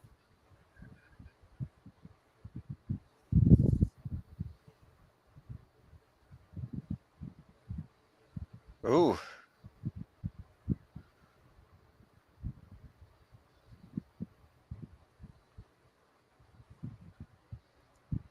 Ooh.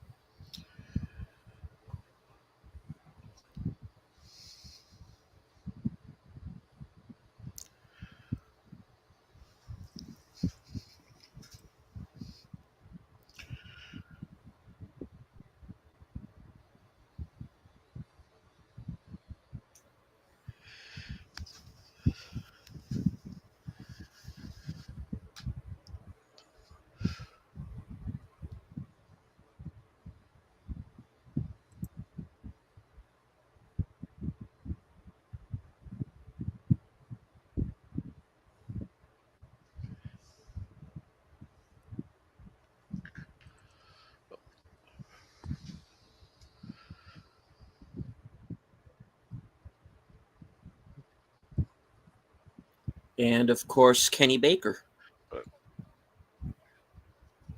Yep.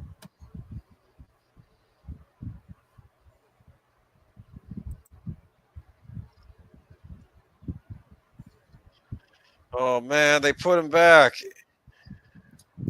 Yeah.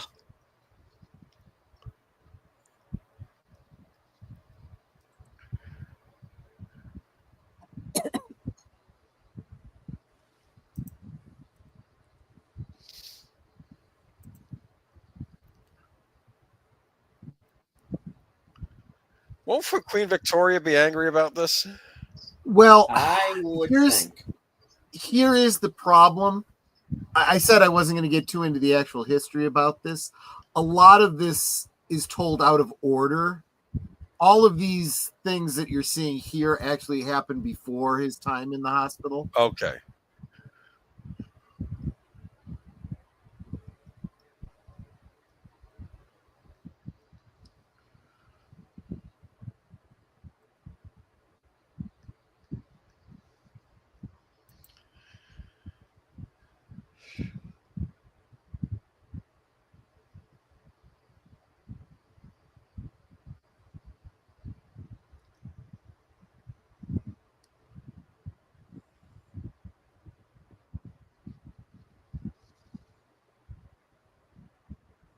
Man down. Another thing you might be interested in, another difference between reality and the film. The paper model that John Merrick built was not actually St. Philip's. It was actually what was the name of the church? Different cathedral or church? Yeah, I'm having a hard time remembering, but it does still exist, that the model that he made, and it's actually far more detailed than the one they show here in the movie.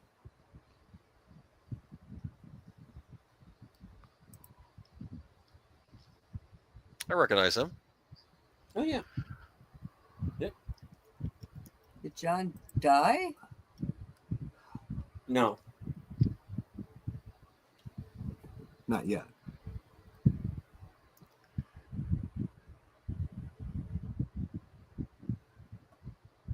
But the card church that he built is on display in the Royal London Hospital Museum. It's actually quite incredible. Wow.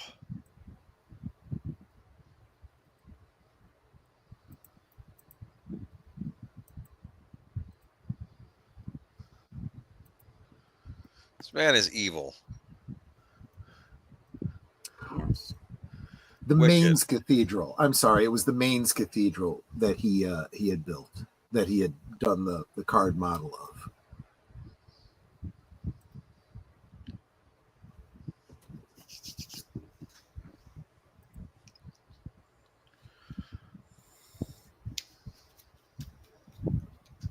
We are having a Blake 7. It's just going to be about a half hour late, Tim. And yes, he posted a picture, a 4-view picture of the skeleton of the Elephant Man.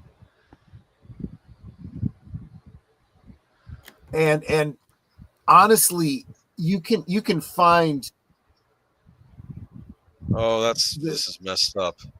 You can find the pictures that were taken at the hospital of him, and you realize how accurate the makeup job is in this film. It's amazing.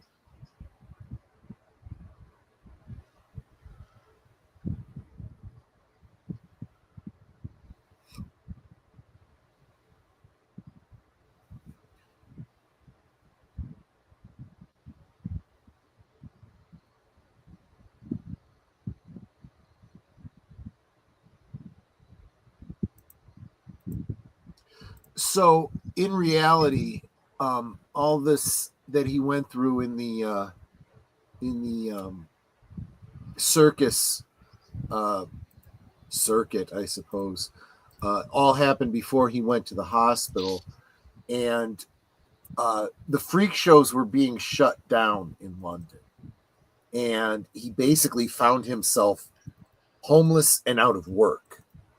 So he emigrated to mainland of Europe looking for more work in circuses, and they were starting to dry up there as well.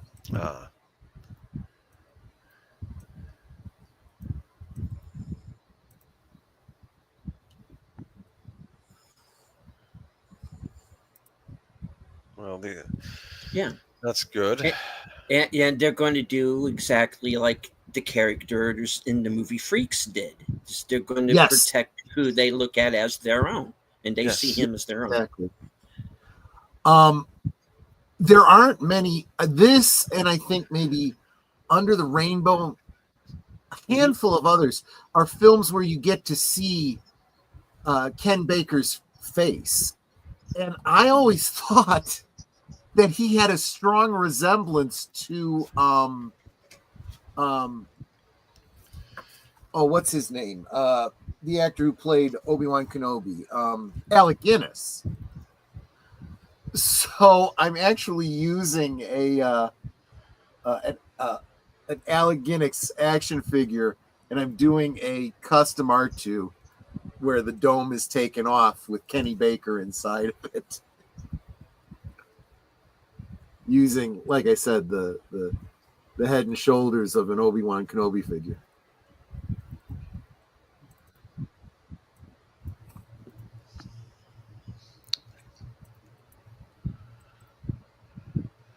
This Time Bandits prequel is weird. Yeah.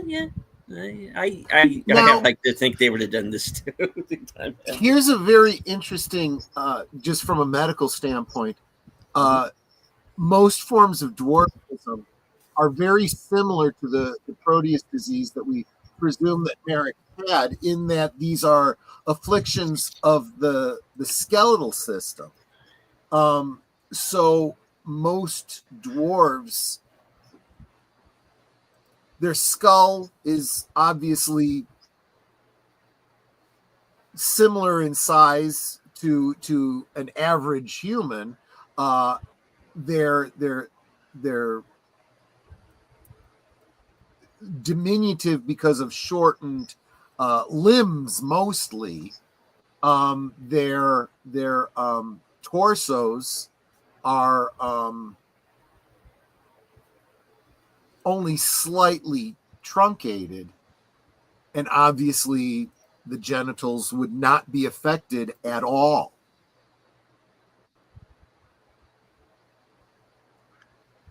There Again, he is. most forms of dwarfism. So again, this was, like I said, this happened before going into the hospital in real life.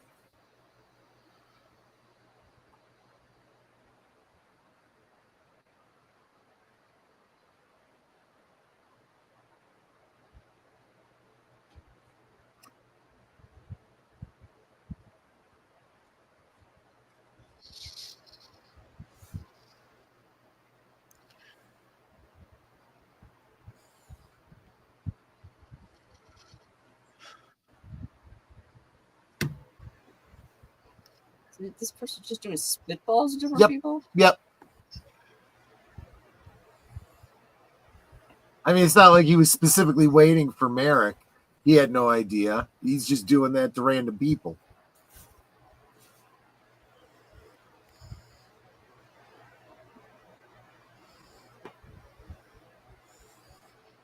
Little rude. It is rude, but it's an interesting question. It's probably one he's asked himself all his life. Uh-oh. Dude, it's not gonna turn to Clockwork Orange, is it? This is Well, kind of. This Time Bandits prequel is weird. Yes, Tim, I suppose so.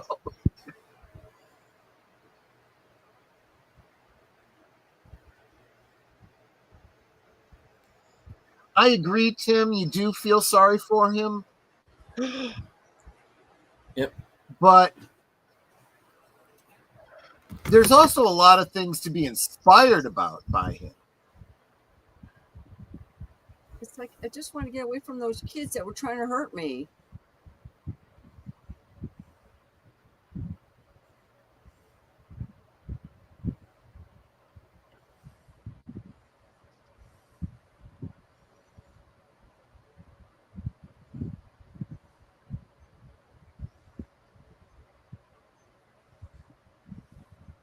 It's like, just leave them alone.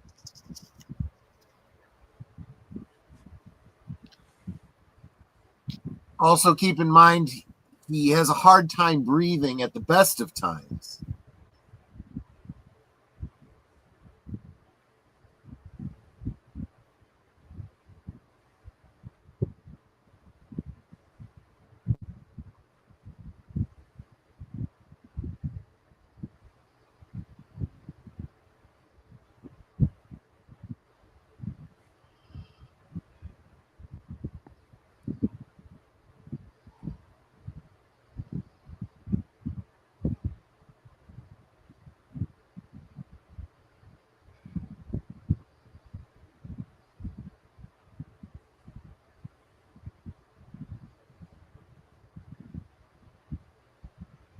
Dude.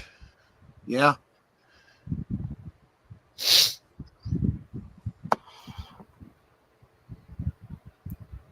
Oh, Tim says he's been to that station.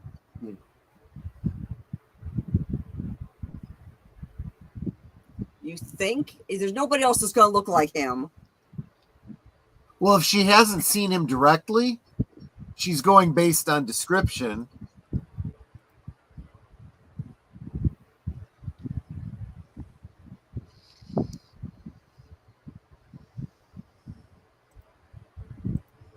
Now, this is true. By the time he returned from Europe, he was in very ill health.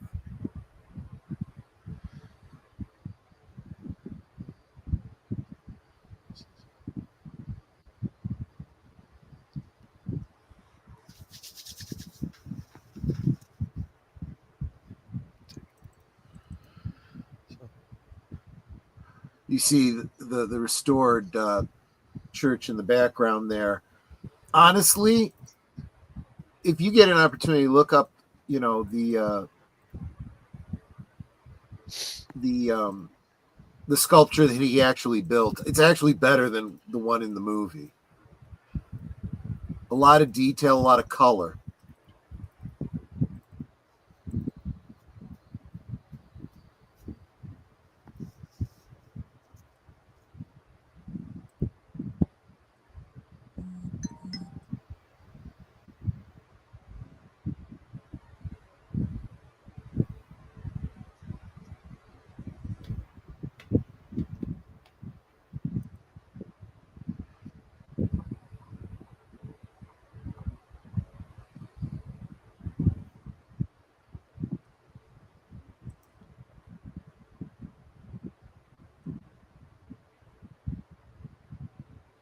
Deleted, do you know how old do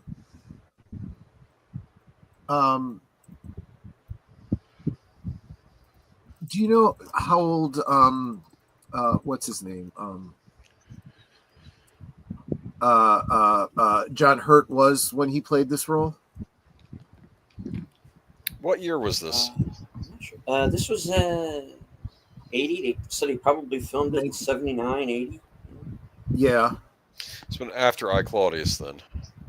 Yeah. John Hurt was born in 1940. So he'd have been about 40 years old then. Oh. That's very interesting. John Merrick was he was 27 when he died. Opera glasses. Oh yeah, he never would have seen something like that. The optics that allow you to see things closer from far away.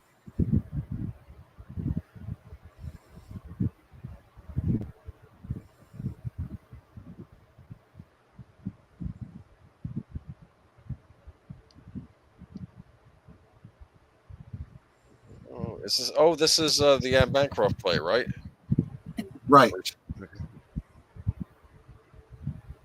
Whoa.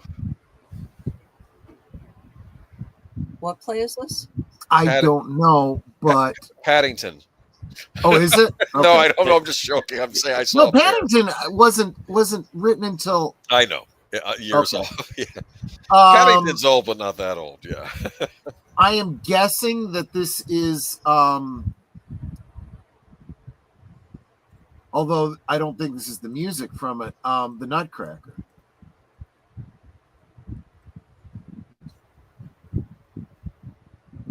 Oh, maybe not.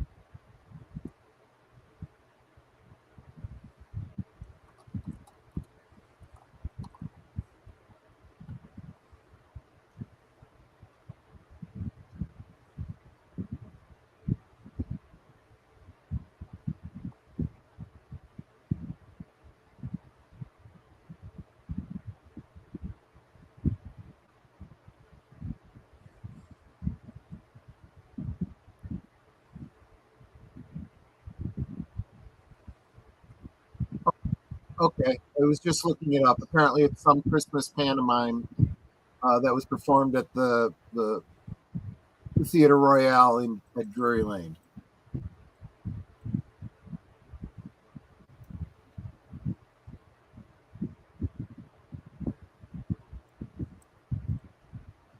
Tim, did it have those? Did it still have those ceilings with the arches and the metal work? That was the Liverpool station. Okay. Some of those old theaters are so beautiful with the architecture. Mm-hmm. Although I was just thinking, it seems kind of small compared to like the Chicago theater.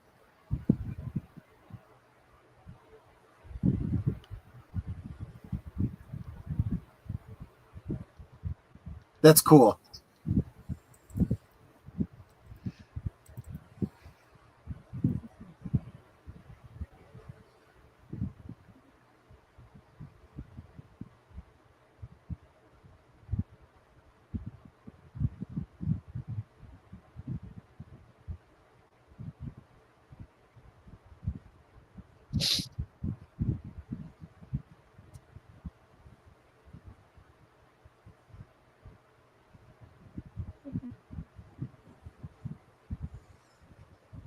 I wouldn't have said they want to see you. I would have said they want to acknowledge you. Well, yes. Because they want to see you makes it sound like you're a circus freak. They want to see the circus freak. Whereas if he had said they want to acknowledge you or they want to honor you.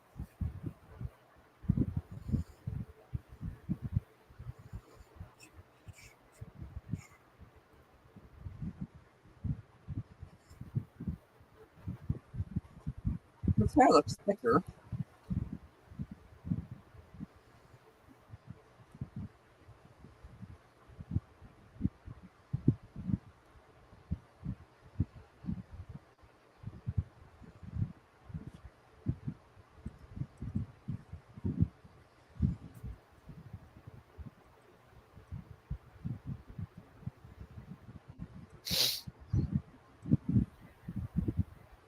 So does John know he's dying? He knows that his condition is deteriorative because it gets harder and harder for him to breathe, and he loses consciousness regularly.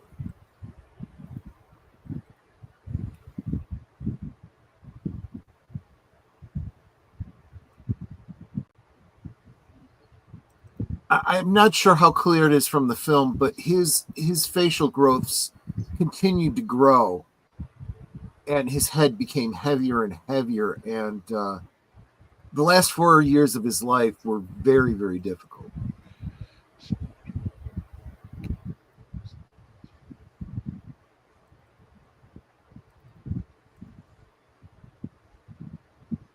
I think of Platoon when I hear this music. Yeah. What gets me is he said I had to fill in the rust of the cathedral with my imagination. Yeah, that's poetic license of the movie. The cathedral that he built, he was able to see. The details incredible. Right, but what I was going to say is he extrapolated all of that from his imagination just by seeing a steeple. Yes. That's gorgeous. Yeah. And he made that all out of cardboard. Yep.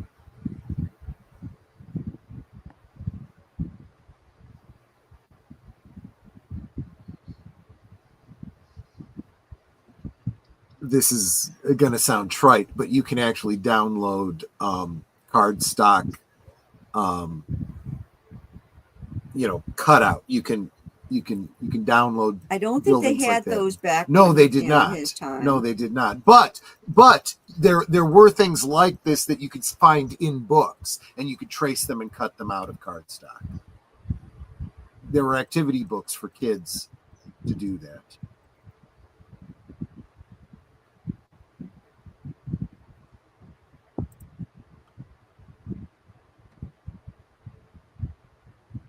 Welcome, Clark the Shark. Thank you for being here.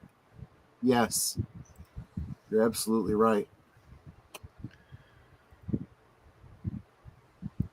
Again, this is a bit of poetic license. There's no reason to believe this is actually.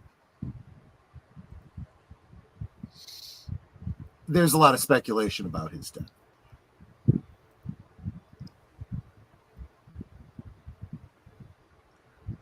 But this does imply that his death was a choice. And there's really no indication that that's the case. John Merrick had to sleep sitting up. And that was a very difficult thing to do. Think about it. When you sleep, try sleeping sitting up. I've had to do it myself. And it's very difficult. And the gravity pulls on you, and you can fall and recline, even if you don't intend to, in your sleep. In his condition, doing so was fatal. His initial cause of death was asphyxia, but Treves later, during the autopsy, determined that his neck was dislocated, which likely severed vertebral arteries. That's not something that would happen just from gently lying back. That's not quite as bad, but similar to if you fall backwards and your neck is jarred, snapped, basically. I'm not saying it broke any bones, but no, but that's, it does seem accidental. But that was laid flat. Again, poetic license in the film. It was. I'm talking about reality.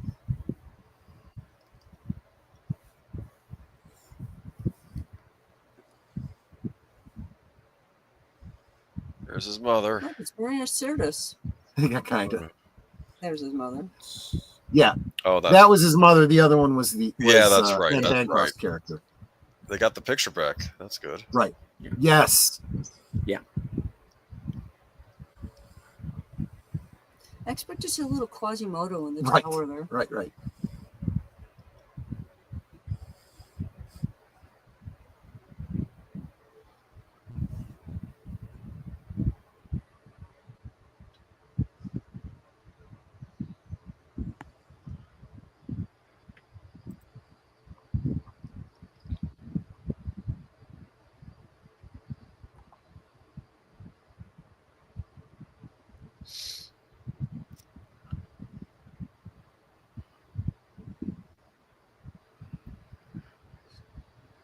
Now, Deleted, this was nominated for Best Picture, wasn't it? It was, yes.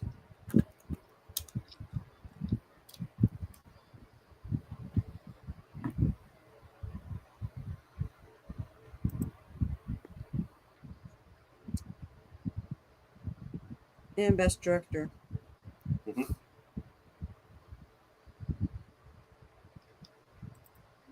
It was nominated for Best Picture, Best Actor in a Leading Role, Best Director, Best Writing Screenplay based on material of another medium, Best Art Direction for Set Decoration, Best Costume Design, Best Film Editing, and Best Music Original Score.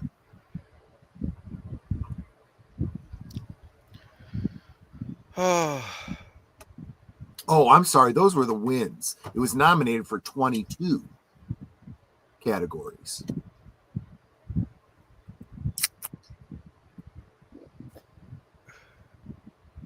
It also won a bunch of BAFTA awards for Best Actor for John Hurt, Best Director David Lynch. Oh, I didn't know that Anne V. Coates did the editing on this. Mm-hmm. She won too. Yes, but who did the catering? We must know who did the catering. Best Screenplay went to Christopher DeVore, Eric Bergen, and David Lynch.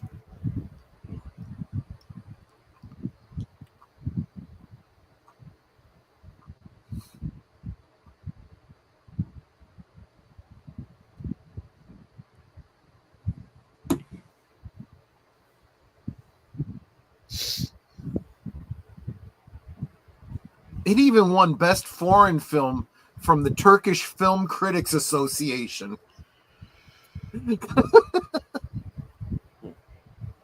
That's pretty amazing. And there was actually an actor in here whose last name was Treves, like the main doctor character. Wonder if it was a relation. The character was called Treves. The actor. I understand. I wonder if he was related to the historic character. Yes. Was this filmed in London? It very possibly could have been. That person was a tree. Fairy, horse, yeah, all the ones that appeared in the play. What's your claim to fame? I was a tree. Linda Lyle played Merrick's mother. Obviously in the scenes of her. Okay, wait a minute. Further up, they said it an actress that was Merrick's mother. It could be the difference between who was in the picture and who was in the memory scenes. What you think would be the same person. Okay, for those who are... It was made in England, yes. For those who are interested, and I know that our audience doesn't give a flying squat about the Oscars, but this was at a time when it did kind of mean something, and it was about merit. The other nominees that were Ordinary People, Raging Bull, Coal Miner's Daughter, and Tess. Oh, so it's quite a... That was quite a list. A year for films, yeah. Yeah. I remember Coal Miner's Daughter, too, yeah. I never saw it. I saw bits of it, but not the whole thing. And, of course, remember you had Empire Strikes Back that year. And that's right. Yeah, and it was it was actually a pretty decent year for film. Wasn't it because of Elephant Man that Lucas turned to Lynch to direct Return of the Jedi? Yep. Interesting. Yeah, makes a lot of sense. All right.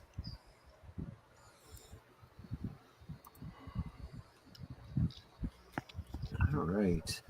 Yeah. Oh, I should have just kept my Cosme open since we're going. Yeah, keep your Cosme open if you're going to be joining us for Blake 7 in a little bit. I'm just going to change the title on the top. All right. So, folks, let us know in the chat what you thought of the film. Meanwhile, we'll go around the horn. Boomer, what do you have coming up? This Friday I'll be on Last Call with Troy Pacelli here, which he'll talk more about. I think he's having some guests, I believe. And Sunday we'll have Geeky Geezers, where we'll talk about why you should feel privileged to pay $80 for a video game, and that you're not a true fan unless you do. I saw that one today. Damn it. What? I'm going to have some things to say. Yeah, Starkey J apparently has a video about it I have to watch. That's the guy. Does he? Yeah, that's the guy that does Borderlands 4. Like, we're going to have some stuff to say. He just I don't always agree with her, but when I do, I love her snark. Yes. Keep your mouth shut. At first he said, it's out of my hands. Well, end it there. It's not, you're not in charge of the pricing, so it's not on you. And then I'll say it for Sunday. I don't want to waste time here, but I agree. Okay, cool. All right, that's me. Netter. Let's see. After this, of course, I'm going to be co-hosting with Troy over on his channel for another exciting episode of Blake 7. Then on Thursday, for Thursday Things, we will have a special presentation. We'll be showing the pre-recorded interview I had with Charlotte Nightstar the werewolf. We'll be in the chat, so it's not a live thing, but we'll be in the chat. So I hope you all join us for that.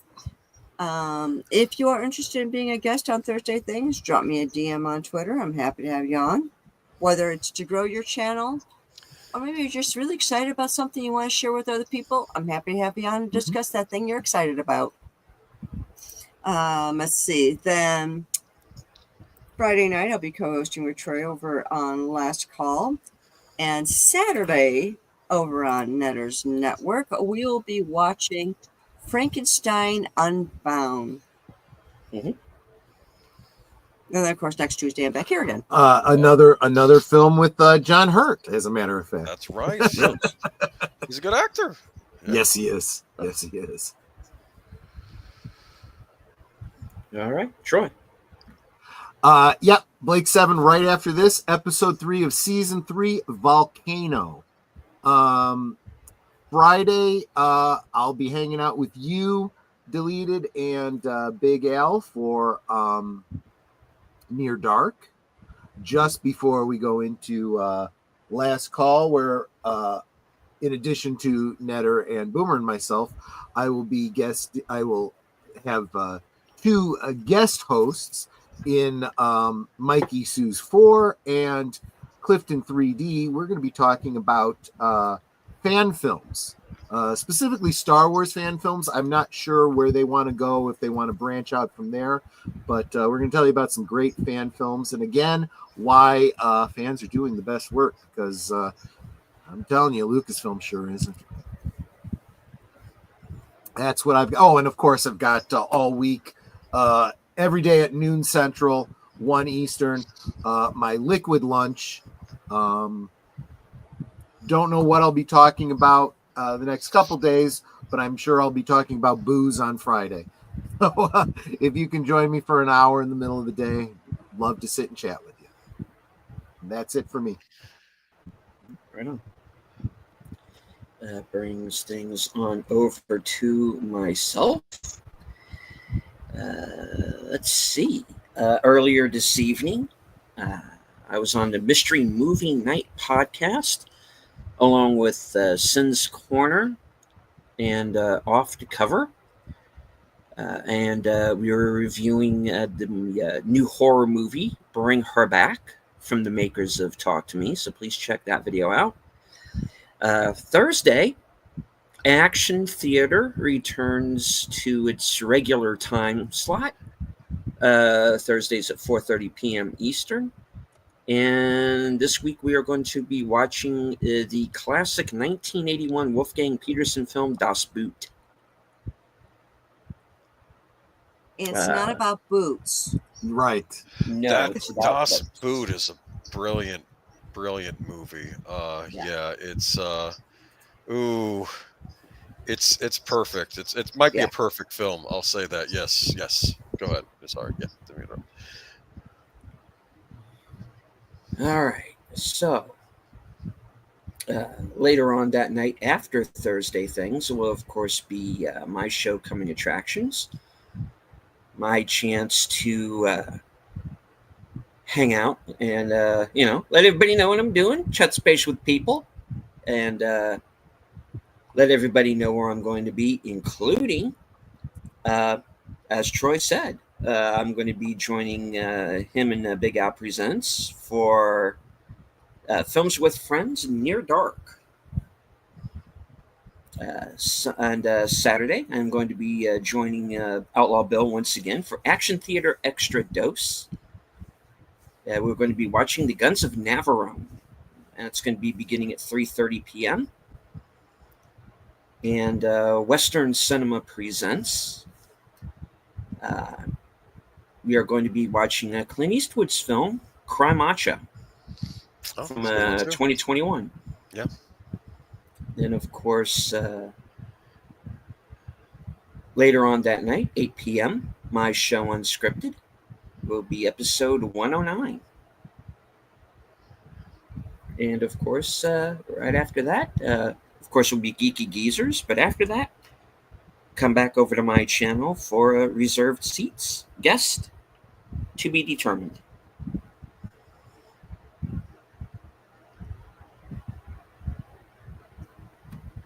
All right.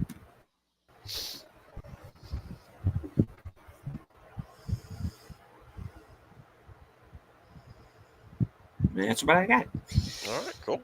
All right. And of course, don't forget to join us right back here next Tuesday.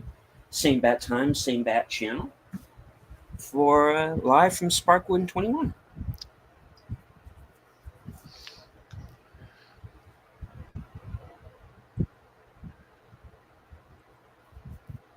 Yeah. Netter, would you like to take us out with your final words? Well, we could talk amongst ourselves, and that's all well, good and fun. But it's so much more fun when you guys are joining us in the chat and you're dropping the comments, questions, trivia, being goofy, whatever it may be. And it doesn't feel like we're separated by miles or continents in some cases. It feels like we're all hanging out in our family room, passing the popcorn, having a great time. And you guys, you're not just our friends. You are our family. We love you guys, and we appreciate you so very much. And you could be anywhere right now, and you're here. So thank you for being here. And remember to stay right here so you can be redirected to Troy's channel for Blake 7. And until next time, good night and God bless. And as I always say at the end of every show, thank you all very much once again for joining us. Whether you are watching on X or if you were following along on Cosme or if you were just lurking. And especially thank you to all of you who continue to make this show possible. From HQ, the corner of Sparkwood and 21, and all points north, south, east, west, and beyond, good night, take care, stay strong, be safe and healthy, because this is how we win.